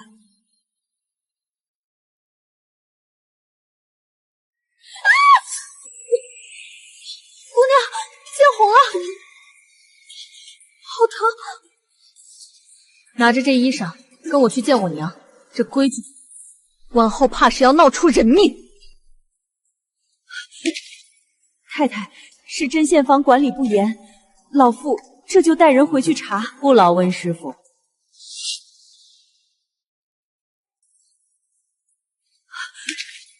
太太，是针线房管理不严，老妇这就带人回去查。不劳温师傅。宋妈妈，去把秋月和那个叫希尔的都喊来。衣裳虽是希儿领的，但秋月作为师傅没瞧出来，两人皆有重罪。请太太责罚希儿一人，是我粗心大意，与师傅无关。不是的，是我见希儿太累，主动替她放进成衣里的，是我失职。希儿，你刚说你粗心大意，你是针线房的人，这几天除了给主子做秋衫，你还在忙什么？回太太，自入夏以来，大姑娘几乎每隔3、5日便要求奴婢绣帕子、催促荷包，奴婢一时慌神，竟忘了那针。去大姑娘院里，把大姑娘和赵姨娘都给我请过来。大姑娘、赵姨娘，大太太院里出了点岔子，请两位移步过去走一趟。什么了不得的事儿，还要连着姨娘一起请？主母有命，咱们走吧。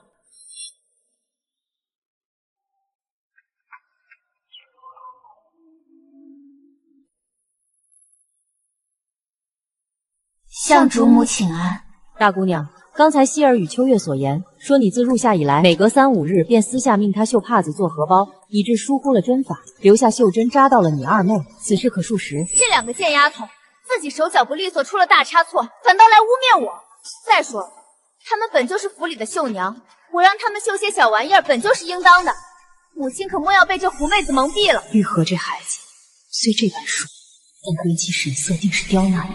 玉和，你身为长姐，若真是以此令下人分心，也不成体统。大太太，大老爷和大爷回来了。太太，老爷和大爷出门了大半年。温师傅，既然有隐情，今日便小惩大戒，你且将人带回去，看着处置吧。是。看什么看？快走！你们两个也是走运，恰逢大爷们回府，夫人这才顾不上重罚。既说是小惩大戒，那便罚你们1个月的月钱。回去可得把手里的活我看死看绝了。是。万幸不是扎到小五爷，走吧。以后每人领针10枚，归还10枚，每日必须清点3次。来针线房还没几个月，月前竟罚了2次。温师傅请留步。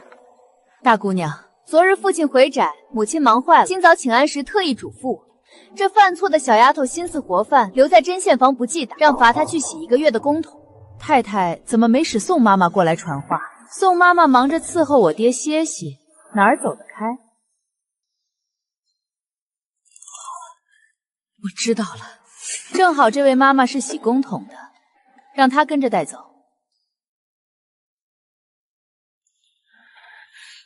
丫头，大家都喊我林婆子。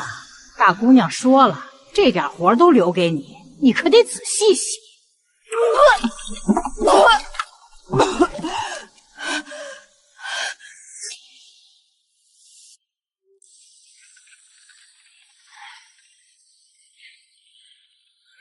原来族穴那条清凉的小溪就是从这儿分流出去的，幸好我是在下游洗。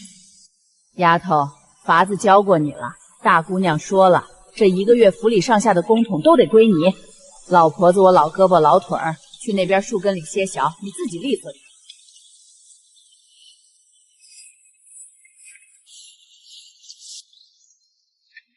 糟了，快到去族穴的时辰了。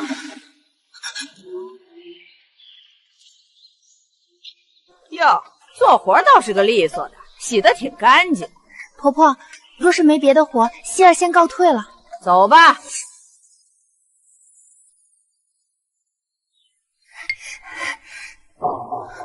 周夫子，对不起，希儿来晚了。希儿来晚了。不晚，我往常都要待到申时，你且坐。洗公桶这活儿不知什么时候结束，每天这么让夫子等，实在是不成体统。夫子，希儿想向您请1个月的假，这月府里差事重，怕是腾不出云静时候过来。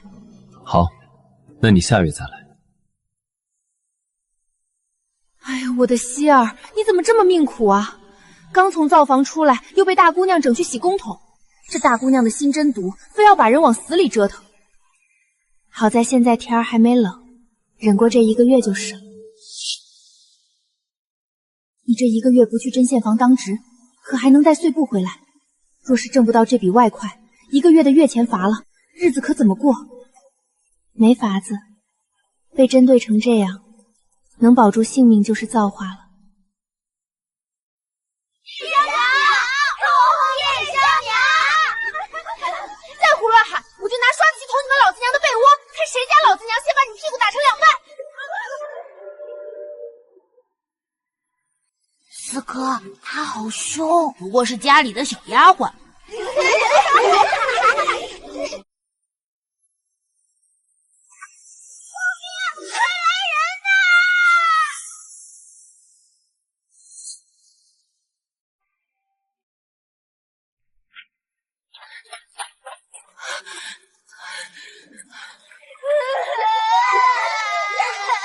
这水深不深？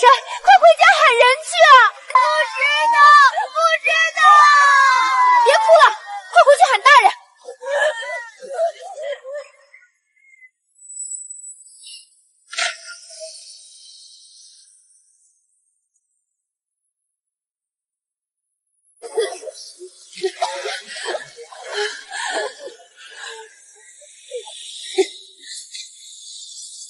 我来捞他，你快上岸去！娘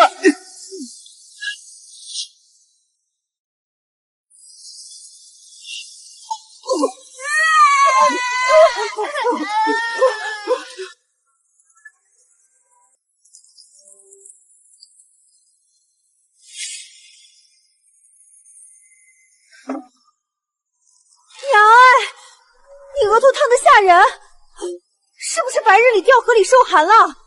你等着，我去求李嫂子弄些生姜，给你熬碗姜汤。希儿，快把姜汤喝了，等会儿用热水泡泡脚，把这身寒汗逼出来就好了。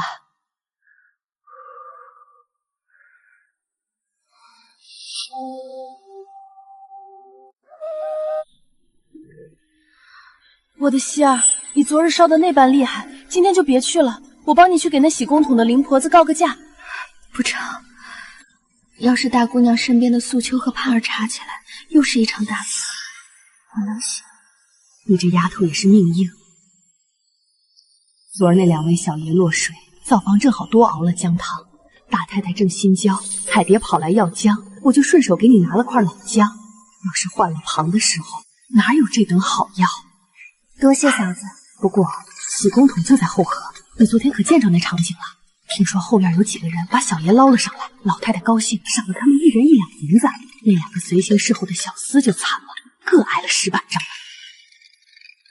这就叫有功必赏，有过必罚。你快歇着，明儿就好了。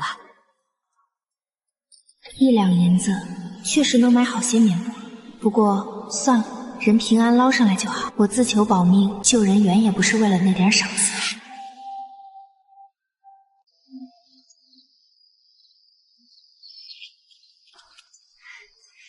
希儿，你听说了吗？老太太把小四爷和小五爷接到她那梧桐院去住了。他们爱住哪儿便住哪儿，跟咱们有什么关系？你这孩子，是因为二太太有喜了没精力管。可你听听，小四爷是梅姨娘生的庶子，老太太这分明是怪大太太不上心，这才亲自照看呢。彩蝶姐姐，你跟那些花匠婆子待久了，越发像个活地图了。有个婆子去送花，说大爷回来后常年住在松柏院书房，跟大奶奶在清林院冷冷清清的，好生奇怪。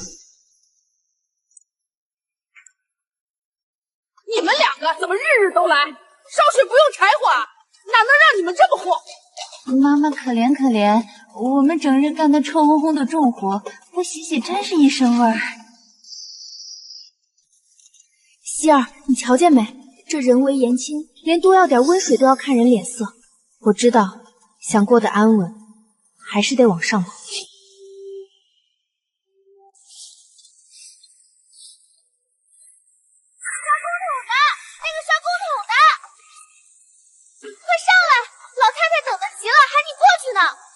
这就来。老太太等着呢，怎么就你一个？那灵婆子呢？婆婆去拉草木灰了，我这就好。要是桶丢了或者被水冲走，我可担待不起。老太太，人找来了。希儿见过老太太。叫希儿，快起来吧。周儿，是她吗？就是她，后面院里的孩子都喊她叶香娘，但我记得她有水的样子。希儿，前些落水的那桩事，是你救了家里的小爷？是，奴婢那天恰是在河边当差。竟然是这丫头，她不在针线房，怎么去刷工桶了？温师傅莫非罚得太重了？咱们云山这边多数是旱鸭子，你这么大个小人儿，能把2个小爷从水里拖出来，真是了不得了。回老太太，希儿幼时学过覆水的。好啊，会覆水好。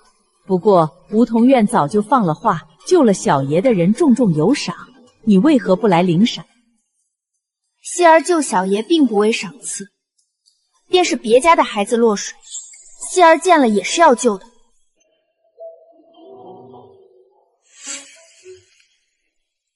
你自己才多大，竟然大言不惭！救人也要先顾着自己的性命。你这孩子嘴巴忒毒，这孩子是拼了命把小五拖上来的。不过你说的对，以后也要顾着自己，你的赏少不得。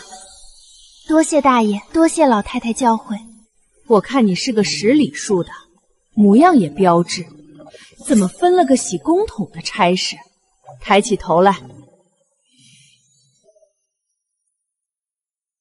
希儿原是在针线房做活的，因犯了错，大姑娘罚奴婢洗1个月的工桶。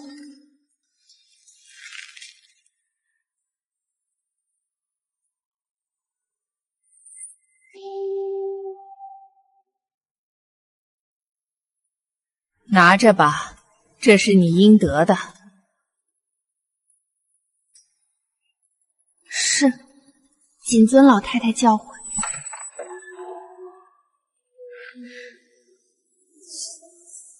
希儿，哪些话该说，哪些话要把关，你得掂量掂量。有些话不过脑子，以后有你吃亏的时候。希儿记住了，希儿以后定当谨言慎行。哼！我知道你在敲打我，但我若不告这一状，大太太永远不知道大姑娘在背后假传圣旨。这口气，我非出不可。去，跟海棠回屋背书去，唠了几日课了。大姑娘如今成了气候了，太太。你是在教他管家？老太太，荷儿还小呢，既没教他管家，他凭什么罚人去洗工桶？就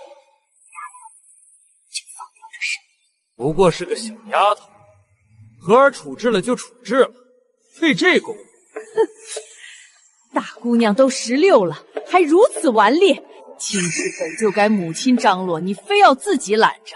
可你给荷儿张罗的亲事究竟在哪儿？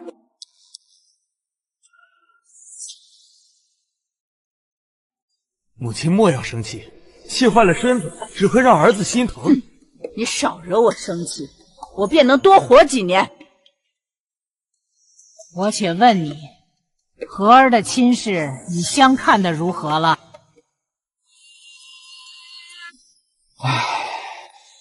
入我眼的郎君倒是多，可人家官家门第，咱们高攀不上啊。都怪这逆子管家太严，铁公鸡一颗。若能给我些银子打点府城官家，和儿的亲事何至于耽搁到现在？高攀不上，就老老实实在这云山县寻个殷实人家。山儿和森儿如今也18了，福儿也14了。这2年你们夫妻俩老老实实待在老宅，给几个孩子相看亲事，别总想着去府城鬼混。是。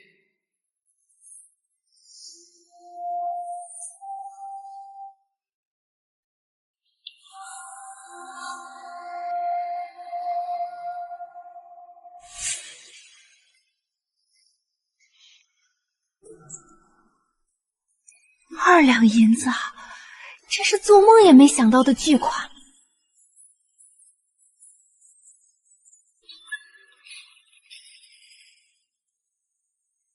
看你这手又糙回去了，这瓶药膏你拿着，日日抹着。这都是这段时日做冬衣剩的，你拿去多绣几块帕子，被罚的月钱就回来了。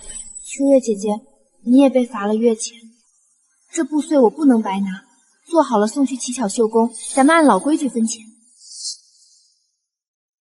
傻妹妹，你刚受了罚，自己多留些傍身，我留了余下的。姐姐若是不收，希儿连这些也不敢要了。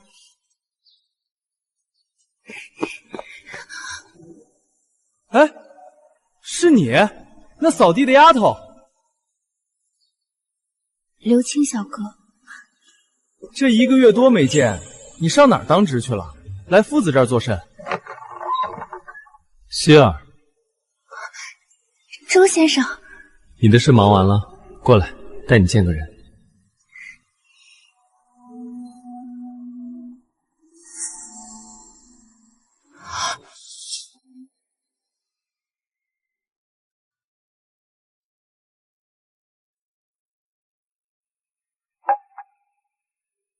希儿见过大爷。救小五的小丫头，还是这般伶牙俐齿，倒是长高了些。起来吧。一川，这是希儿，你们家的小丫头。这丫头与我有缘，初由她送餐，后跟我习字半年。她极聪慧，千字文已能任权会写。我本月底便要回京复命，今后不来了。他好歹与我师徒一场，日后还望你多少关照一点。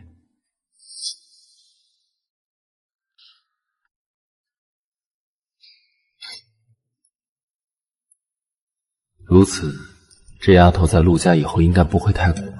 若是小妹还在，也是这般打扮。周夫子要走了，师徒一场，他竟亲自为我求大爷，我何德何能？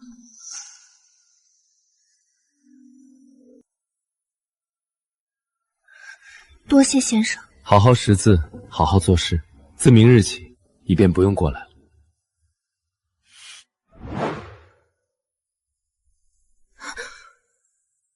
你也识字？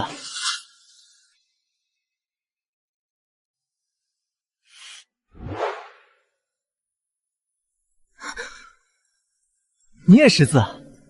这是周郎君送你的书？你干什么？对不住，我只是想问你如今在哪里当差？我是刘青。我在针线房。针线房好，挺好的。我得回去上职了。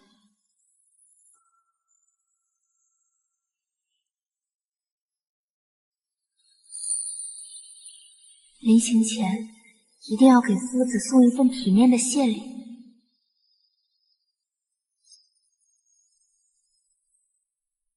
秋月姐姐，你什么时候去乞巧绣坊送绣品？我想托你带我出去买点东西。你手里的存货做完了？还剩几张帕子，主要是想买些送别礼。成，20那天巡修，我带你出去。秋月姑娘，哎呀，你可算来了，快坐，我这就去请少东家。都是大太太定好的假，你做不了主。那我去喊掌柜。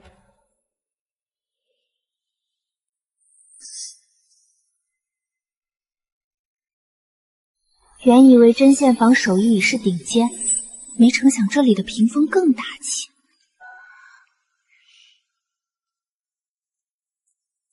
秋月姑娘，好久没见了，可想上我眼？少东家，最近针线房忙，没空闲。这人笑得比灵婆子褶子还多，看眼神就不是好东西。哎呀，姐姐，你看这花样真好看。秋月姑娘，记得再来啊！姐姐，要不以后我替你来送绣品吧？你还小，万一遇上拍花子的怎么办？可是那个少东家他不安好心，他那人见着漂亮姑娘就要凑两句，不痛不痒的，为了生计忍忍就过了。快吃，难得出来一趟，真香，跟做梦似的。我吃饱了，这2个我带回去，一个给春花，一个给我娘。秋月姐姐总是最先想着家人，我也得快点给周夫子把礼选好。对了，你要买什么送别礼？我想寻个文房四宝的铺子，周夫子这个月底就要走了。什么？周夫子要回京了？以后我也不用去族学了。这条路好熟悉，是当初给阿娘抓药的路。大爷的药铺应该就在这附近。这清平路是主路，按说文房四宝的铺子该不少，怎么半天没瞧见一间？姐姐看，那是齐宝斋吗？看那2人的身形衣裳，像是你陆家的丫头。盯着看什么？你家丫头就不能进齐宝斋买点零碎？一个丫头1年的月钱，怕是连那里最低等的纸都买不了1道。回神吧。二表哥方才说那药丸备案之事，继续。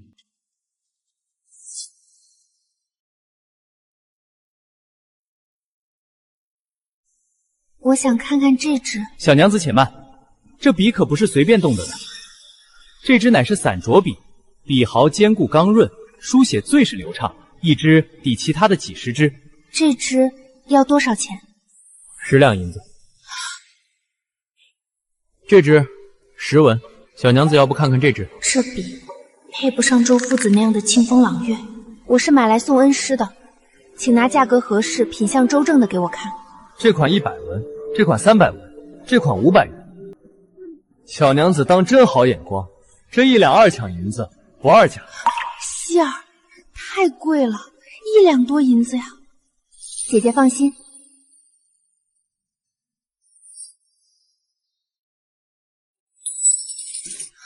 100多两银子，大户人家的一笔墨钱，竟够我挣几辈子。这一共是100多两，大管事您慢走。我什么时候才能攒够50两银子，给娘在乡下买2亩地，让春花不再受奴役？100多两的笔墨，周夫子那般博学，我这1两多的毛笔，他真的不会嫌弃吗？小娘子，这是找灵的碎银，你拿好。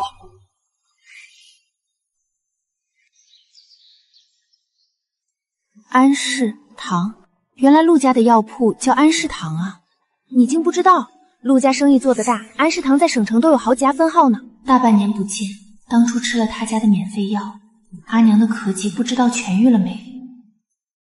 秋月姐姐等等，折折腾腾一趟，带些吃食给大姐他们。劳烦老板帮我群分成分量相同的2包。好嘞，您拿好。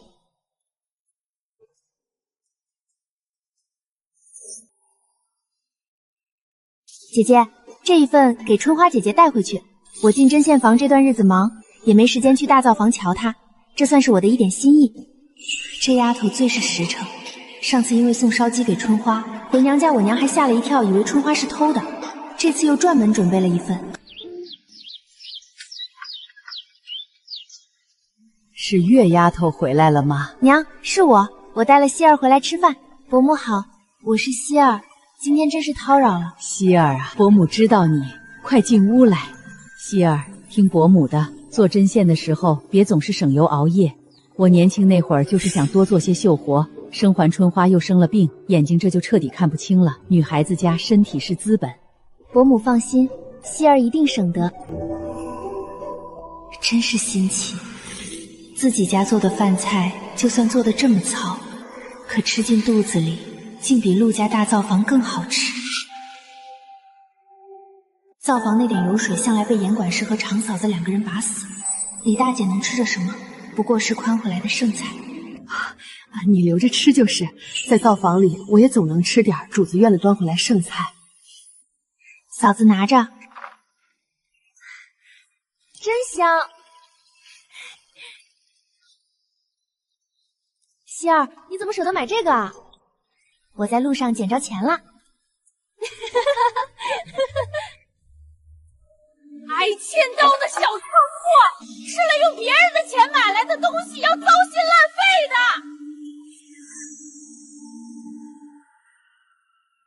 大爷怎么又在这里？刘青哥哥，你怎么又过来了？大爷在里面。大爷跟周郎君说话呢，你找周郎君，要不我给你通传一声。谢谢你。大爷，希儿过来寻周郎君。希儿，让他进来吧。希儿，你寻我何事？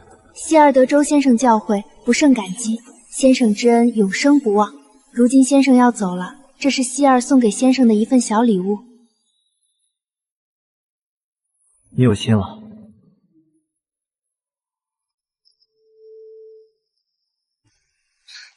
这丫头今儿怎么冒冒失失的？这小丫头竟然去奇宝斋买的东西，这笔少说也得1两2千银子，那是她1年的心路啊！这也是那小丫头的一片心意，你就收着吧。当初在门口见她可怜，生了恻隐之心教她识字，何曾想过要她什么？你这次回京，上头定会委以重任，你成了官老爷，用1两银子的笔也正常。还有那银票，你切莫推辞，我陆家绝非挟恩图报之辈，只求你日后为民办事，对得起祖父当年资助的一番心意。想当年，若非陆老太爷在献学中慷慨解囊，每月与我5两银子，我早已像祖父母那般饿死在饥荒里，成名自幼寒微，此恩重如泰山。你才华横溢，同是3中暗首，何该为万世开太平？当年若非我父亲行商不善，险些折了陆家家底，我也不会从献学退学，顶起家业。你当年在献学经义出众，原本我们可在朝堂上相互照应，为商亦可造福一方。来年进京赶考，开销不菲，这3000两银票你且收着。我陆家子弟求的是清风酷气，绝非挟恩图报。冬月初8，我娘要在梅园办个全阳宴，明儿我让刘青送请柬来，你定要赴宴，让我族学中的兄弟们也多向你这新科进士请教请教。伯母的宴，我定准时到。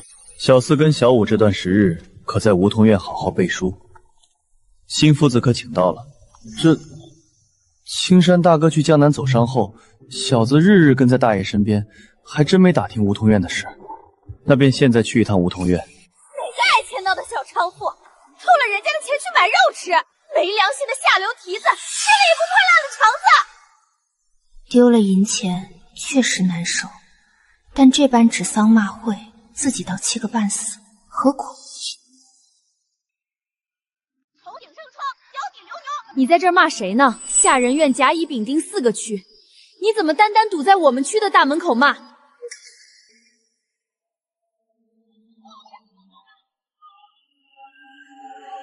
爱在哪儿骂就证明哪儿有贼，平白无故的。你要是没捡我的钱，你心虚个什么劲儿？谁心虚了？你别在这儿吃香喷喷的指桑骂槐。彩蝶姐姐，咱们回去，不值得跟旁人置气。哟，帮手来了，果然是蛇鼠一窝。他拿捡来的黑心钱买杂嚼，你也没少吃吧？不要脸的泼妇，你说谁呢你？哎呦！打人了！贼头儿打人了！你们这俩吃黑心钱的小蹄子！哎呦，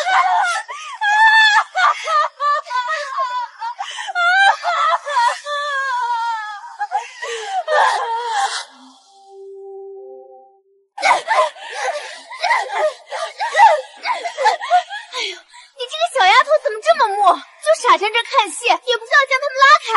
我凭什么拉？这人指着鼻子骂了我一天，骂我是贼，我巴不得彩蝶姐姐多扇他2巴掌。素梅，你没事吧？你这丫头心怎么这么狠？瞅瞅这张脸让你抓的，明儿还怎么去主子跟前伺候？她在那儿挡门骂了一整天，她活该。这位姐姐，事情不分青红皂白就怪别人。素梅姐姐站在这儿指桑梦回骂了一天，怎么不见你们来劝？你个贼丫头，捡了人家的钱不花，还敢去买肉吃！你贼性不改，光会偷偷摸摸。谁捡了你的钱？就你捡的！有人亲眼见你捡了我的钱没入宫，你还想起来？你说清楚了，谁看到的？什么时候？在哪里看到的？你现在就把那人喊过来，咱们当面鼓对面磨，说不清楚谁也别走。喊不来人，你就是平白无故往我们身上泼脏水。走，既然你说不清楚，咱们这就去月华院找大太太，求大太太还我们一个清白。你们丁院有人亲口说的，说那丫头说在大街上捡着钱了，你们昨儿还带了肉回来吃。哪个长舌头的坏种，耳朵没用，趁早拿驴毛塞住，只凭半句玩笑话就污蔑人。走，找大太太理论去。干什么？吵吵嚷嚷的，像什么体面？大晚上的不去休息，都在这儿找抽呢。彩蝶，你拉拉扯扯像个什么样子？李妈妈，我们要去见大太太。大太太是你想见就能见的。希儿，你来说，到底怎么回事？昨日我与秋月姐姐巡修出门，拿了2条帕子去绣房换了钱，买了杂嚼分给姐妹们吃。秋月姐姐还有绣房的少主掌柜皆能作证。但不知哪位姐姐听了我一句捡钱的玩笑话当着真，素梅姐姐丢了钱，便非说我是贼。你听谁说的？把人喊来。是奴婢听了强给。你的钱几时丢的？大概午饭前1个时辰左右。你说你出门了，几时出去的？走的哪个门？辰时过不出去的，走的东北角门，为正才归。走。哟，这丫头我认得，嘴甜的小希儿嘛。昨儿确是辰时出未时回，我在本子上记着呢，错不了。哼，都听清楚了，以后别听风就是雨，整天就知道给我找麻烦，滚回去！站住！指桑骂槐，在我门口叫丧叫了一整天，就这么完了？素梅，你自己不长脑子，差点闹到大太太跟前，给他们道歉。对不住，是我鲁莽了。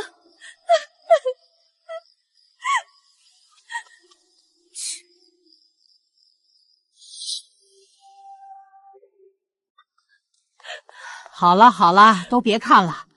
2位姑奶奶，你们也快回去吧。妈妈我还想安安稳稳多活几年。那素梅好歹是老太太院里的2等丫头，万幸这次是她理亏，不然有你们2个受的。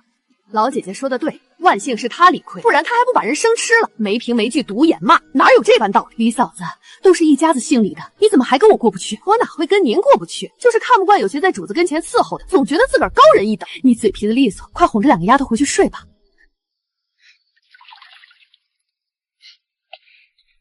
彩蝶姐姐，你怎么知道她是在骂我？她从早到晚偏在我们丁院门口骂，我回来拉住人一问，才知道是冲着你。这暴脾气我能忍她。彩蝶姐姐，谢谢你。真外道，快睡吧，养足精神。谁知道明天会不会再遇到什么大妖小怪？咋回事啊？我听好些人传说老太太院里的丫头说你捡了她的钱，还好有角门老阿婆给你作证。你同屋的彩蝶也是个仗义的，只是下人院人多嘴杂，你们以后凡事当心，莫要多结冤家。希儿记住了。希儿，老太太传你过去问话，若还是昨日那事，你便大声喊，我去给你作证。秋月姐姐，老太太何等金贵，断不是为那素梅的事，定是别的事，你别担心。你这小丫头倒还真是个能人，听你们大爷说，你也跟着周郎君习了些文字。回老太太，每日午膳过后，奴婢确实跟着周先生学过半个时辰。起来回话，你都跟着周郎君学了些什么？回老太太，奴婢学了千字文，还有前面的3字经。先生只教了千字文，倒是勤快。来，背一段千字文给我听听。天地玄黄，宇宙洪荒，日月盈仄，辰宿列张。难怪玉和那丫头连着找这小丫头的麻烦，怕是因周郎子而起。周郎子来年入世，断不肯娶商户庶女，玉和这丫头糊涂啊！未雨助者焉哉乎也。好，背得流利。你如今也是识字的女娘，在针线房久了，难免屈才。你愿不愿意过来我这儿，给这两个混小子当个伴读？全凭老太太做主。一川，你看呐，全听祖母安排。那便定下了。希儿，你先回针线房收拾，明儿一早就过来上旨。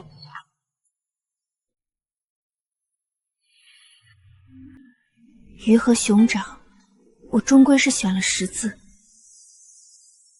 老太太让我去陪读，去陪小爷读书，这是天大的福气。快去吧，进去好好给秋月道个别，她最是疼你。师傅，希儿不舍得针线房，可又想识更多的字。去吧，傻孩子，识字的机会不多，以后做针线的时间还长着。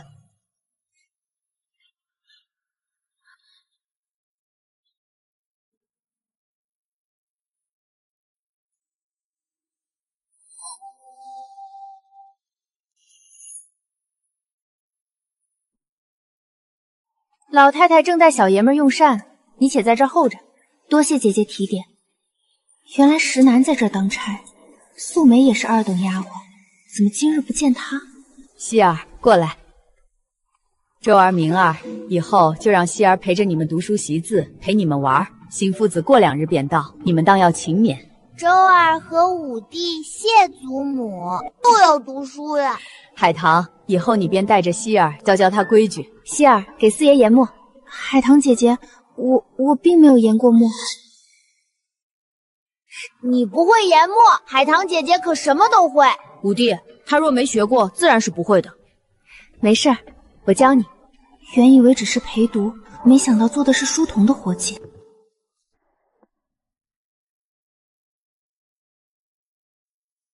吴妈妈定我为3等丫鬟，可月前竟发了220万，抵得上2等的分量，且还不用守夜。祖母，孙儿想去看汇丰楼的大师傅烤全羊。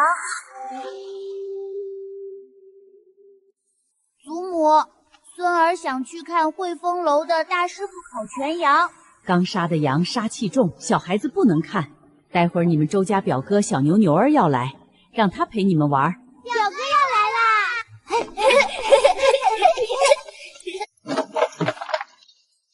武帝，咱们先去捡石子，等表哥了带咱们去打鸟。好，去河边捡。河边不安全，咱们去别处。去松柏院，大爷书房门口石头最多。那等表哥来了，咱们一起去。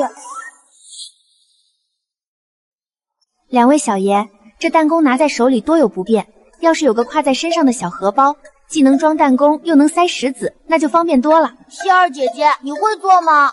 奴婢以前在针线房待过，做2个自然不在话下。到时候给2位小爷一人做1个。谢谢希儿姐姐。那你可要快些做出来。是，奴婢今儿晌午有空，就回针线房寻些碎布。不用，我待会儿去跟海棠姐姐要料子，给你送去。那奴婢就有劳四爷了。当初若没跟宝素干架，我现在大抵也只能抱着叼着在暗处晒太阳吧。人生的走向真个是祸福难料。四表弟，五表弟，表婶安好。周儿、明儿在这儿玩呢，小牛要先去见舅太太，等会儿再出来找你们。舅母，外甥媳妇儿带小牛儿来看您了。快起来吧，我不请你，你怕是也不来。今儿青玉来了没有？在后面呢。他前些日子得了一块越州端倪，非说要亲自呈给大表舅，一会儿就过来了。他那浮躁性子，又不是个读书料，那是白浪费好东西。可不是，这么好的东西放到他手里，那才是沉香木当柴烧。谁在此处埋汰人呢？沉香木当柴烧，竟然是他！洗起绣房的那个少东家，听这话的意思，他是姑奶奶的五儿子，家中有如此爽利壮硕的娘子，还有了孩子，他竟还在外面做那下贱轻浮的做派去招惹秋月姐姐。等下职了，我必须去给秋月姐姐报个信。希儿姐姐，给你吃。谢谢四爷。哼，四表弟，你对自己院里的丫头也未免太好些了。这糕点可是我爹特意去蜜香馆订的。我们要去松柏院捡狮子大鸟，快走！哎呦，我的小爷们儿，这石子都是铺在松柏院花圃子里的，要是放你们进去食了，大爷回来会把小子的皮扒了的。你不让我们进去，我就告诉大表哥打你的屁股！哎呦，我的小爷，这花圃石子要是动了，大爷回来得扒了小人的皮。要不我给您几位一人摸一块小的出来？表哥，大哥哥那是真打的，咱们去别处找吧。咱们走，二姐姐兴许在哪儿，被她看见又要被教训了。四表弟，你怎么谁都怕？还要不要石子了？大哥哥跟二姐姐最爱管教人，你要不怕，你去。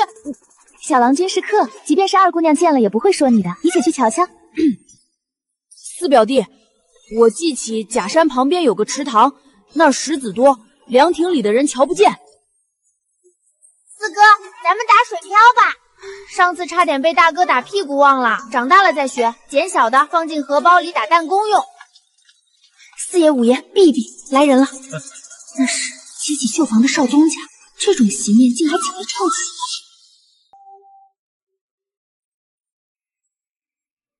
表哥给你们露一手。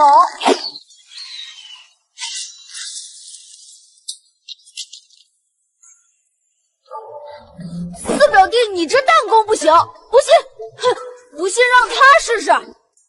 四爷，我没玩过这，希儿姐姐试试。打中，要给四爷长脸。哇，希儿姐姐太厉害了！碰巧了，再打一个。小郎君，打中一个就说明四爷的弹弓没毛病。别在这里胡闹！今日满堂宾客，万一打着客人，万一枝叶落到客身，这叫什么礼数？刚神气一下就被抓个现行。大爷安，奴婢知错，这就带小爷们去别处玩。见了夫子，怎不见礼？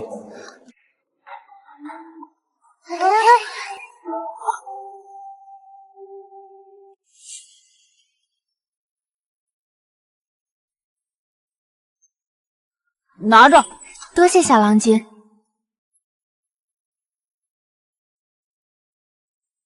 鲜果子真好吃，留下一半带回去给彩蝶尝尝。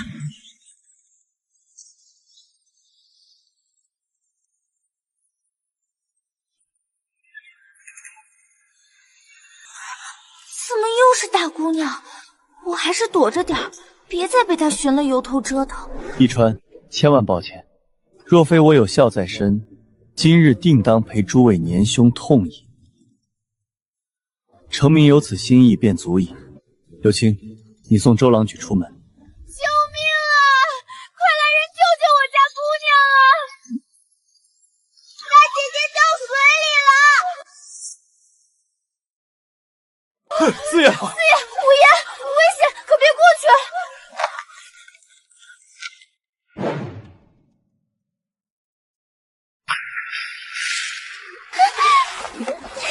这水还不到胸口呢，大姑娘折腾的倒像要沉底了一样。快回房，将湿衣服换下来，省得受寒。池塘边湿滑危险，二妹，且请其他姑娘们去别处游玩了。祖母，刚才大姐姐掉水里了，是三哥哥下去捞的。回老太太，湖边湿滑，大姑娘不小心滑入水中，所幸池水不深，三爷恰好在对岸，便下水将人拉了上来。大爷怕小爷们有失，才叮咐奴婢带小爷们回来。这天寒地冻的，有的他受了。大太太今天席面上忙，顾不过来。平娘，你过去看着点儿，别让大姑娘受了凉。石楠，你去大灶房让他们烧几桶热水，给大姑娘和三爷院里送去。素竹，用咱们院里的生姜滚2尾焦汤，快送过去。伺候大户人家的主子，定力也是要修炼的。这羊肉着实太香了。老太太恩典，将剩下的2盘菜赏了咱们，快都坐下吃点。希儿妹妹年轻牙口好，这骨头最是有嚼劲儿，上面还有不少肉泥呢。这骨头我看倒更适合拿给你来啃，磨一磨你那张牙尖嘴利的毒嘴。百合姐姐惯会说笑，我也只是好意。海棠姐姐，我许诺了给2位小爷做挎在身上放弹弓的荷包，趁着小爷们这会儿不用进前伺候，我想请半时假回回针线仪堂寻些随部件。去什么针线房？老太太屋里多的是上好的压青后段，你我这就裁了做。本想借此机会去针线房找秋月姐姐提少东家的事，如此看来，计划是要落空了。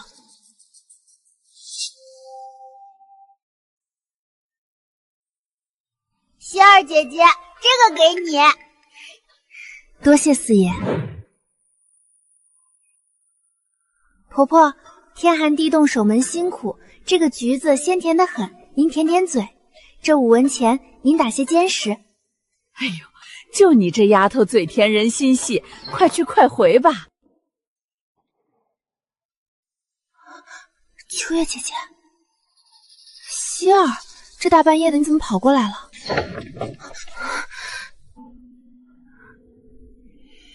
秋月姐，今儿府里做全羊席，我见着了咱们绣仆的少东家侯清玉，他带了他家娘子跟儿子一起来。他那娘子看着是个吃不了掌亏的，我总觉得他在外面防着视线，最好托旁人去送绣品。我的好妹妹，你半夜跑来就为叮嘱我这些。天晚了，我得快回房了。安好，你放心。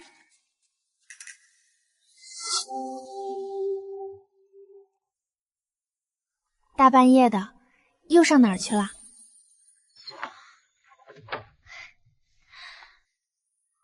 给你留的好东西。希儿，你现在在老太太院里，当真是跟着沾光了。这果子一年到头，咱们哪能见着？你可知今日花园里出了泼天的大事？你是说大姑娘落水的事？那你定不知她是为何落的水。我们花房的一位妈妈在旁边轻梳枝子，亲眼瞧见，是大姑娘瞧着没人的当果，自己往湖里跳的。自己跳的？大冷的天，她图什么？还能图什么？定是想学那话本子里的，落了水让哪个路过的如意郎君救上去，男女授受不亲，那郎君不就得负责到底了？原来如此，他是算准了人，却没算准救他的竟然是自家的亲哥哥。女子名声重于天，大太太一向慈爱，大姑娘贵为长女，何须如此自毁妇毛？查清楚了，回太太确实如传闻，大姑娘是自个儿落的水，只是没成想三爷跑得快，亲哥哥下水捞人，倒没让外男沾了边。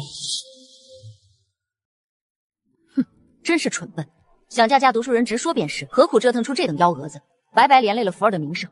她想嫁，我就给她寻个有潜力的贫家学子。那进士老爷是老太爷给川儿留的人脉，绝不能让她胡闹搅了局。太太说的是，明日让川儿来一趟，来年便嫁出去。姑娘大了，留不住了，免得生出祸来。希儿姐姐，不好了！牛儿表哥走前说，下次来定要跟你比试打弹弓，说他这回是不顺手，下回准赢你。比试？姐姐，你上次能打中那红柿子，下回也一定能比过表哥吧？纯属瞎猫碰上死耗子，这下可闯了祸了。既然四爷开口了，奴婢定当尽力。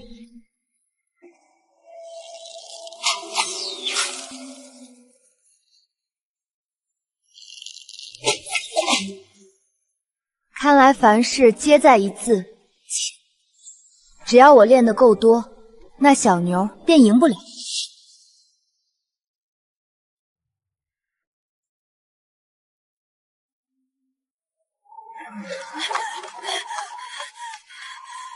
林老太太，二太太发动了，这还没到日子呢，日子提前了，怕是个淘气小子。听娘，随我过去秋风院，老二怕是还在回府的路上。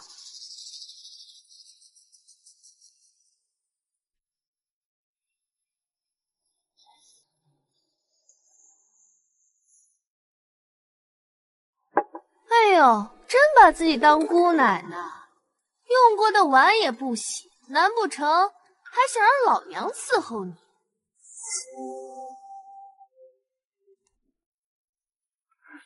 海棠姐姐，二太太发动了，老太太刚赶过去。那咱守着小夜。希儿，你这针脚，咱们院里没人比得上。你这手艺真的是来陆家前练出来的？没进府前，我和阿娘相依为命，全靠给绣坊做活度日。家里穷，我想存点嫁妆银子，才签了活契进府。难怪你明明这般聪慧奇正，起初却被分去洒扫，原是吃了活契的亏。等年限到了出府，你这人品手艺，定能寻个如意郎君。谁要寻如意郎君？今日腊八，我想回碧水轩看望姨娘。去吧，老太太在秋风院。四爷的生母梅姨娘，听说极为得宠，却深居简出。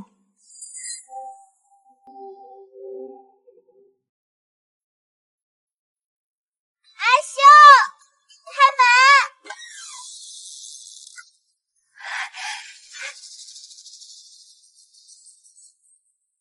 这位是？我叫希儿，在老太太院里陪小爷读书的。海棠姐姐有事，托我护送四爷回来。原是希儿姑娘，快请进。奴婢希儿，见过梅姨娘，姨娘万安。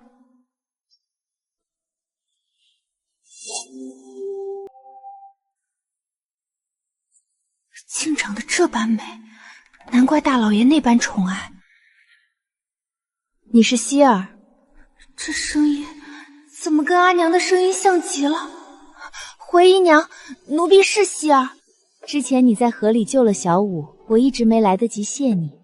如今四爷又承蒙你精心伺候。阿秀，去将我前几日绣的帕子拿过来。是。希儿是陆家的丫头，伺候小爷是本分，当不起姨娘的谢。没有谁天生就是做丫头的，你精心照料四爷，我这个做娘的心里感激。拿着吧，莫要嫌弃。我与四爷说会儿话，阿秀带希儿去吃些点心。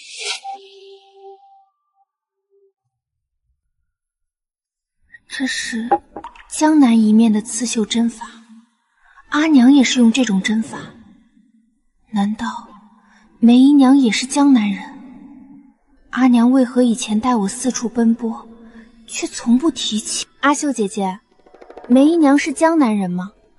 这我哪知道，姨娘是大老爷从外头买回来的，来的时候头上磕了个血窟窿，醒来就失忆了，连自个儿是谁都不记得。失忆？不过姨娘对小四爷说过，她记得自己家中也有要科考的哥哥，她以前是跟姐姐一起做针线活供哥哥读书的，所以她才盼着小四爷好好读书，以后做官了，好帮他寻着家人。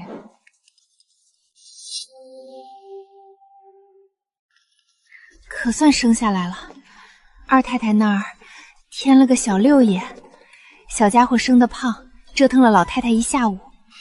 二房添丁，老太太定然开怀。行了，人定将至，快回下人院歇着吧。希儿还没睡呢。睡了，彩蝶姐姐快歇着吧。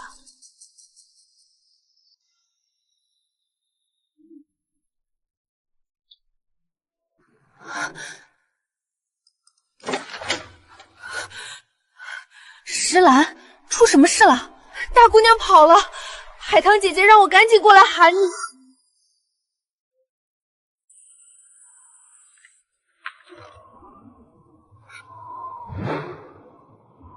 石兰，你就这么干冻着？不知道里面还要不要跑腿，我得等，这天儿能冻死人。走，进东厢房厅堂门后坐着，里屋燃了炭盆，门缝里透点热气，也比在这儿强。吴妈妈他们不会计较的。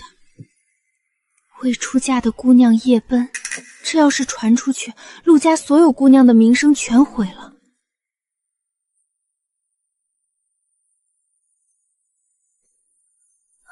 海棠姐姐，今儿情况特殊，你和石兰就死死守在东厢房，照看好两位小爷。我不喊你们，千万别出来。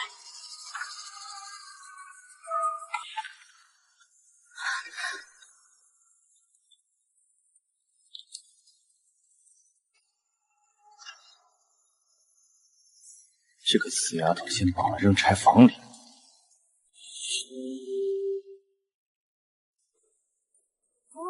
荷儿，你这是做什么去了呀？你要吓死姨娘啊！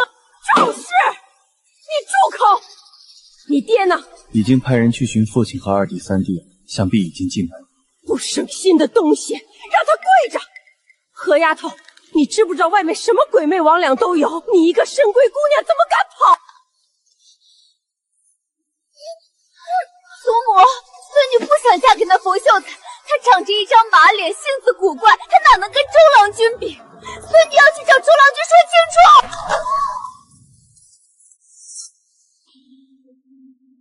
孙女要去找周郎君说清楚。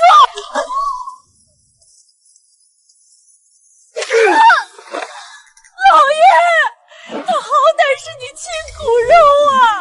我没这样丢人现眼的女儿。来福，请家法。冯秀才虽貌丑，却有30亩薄田，22岁便是秀才，前途无量。你一个庶女，若非此时下品，何来正妻之位？你自毁名声，我如何替你求情？你跑的时候，可曾想过家中姐妹的名声？可曾想过陆家的脸面？这就是高门大户的体面，一脚踏错，便是深渊。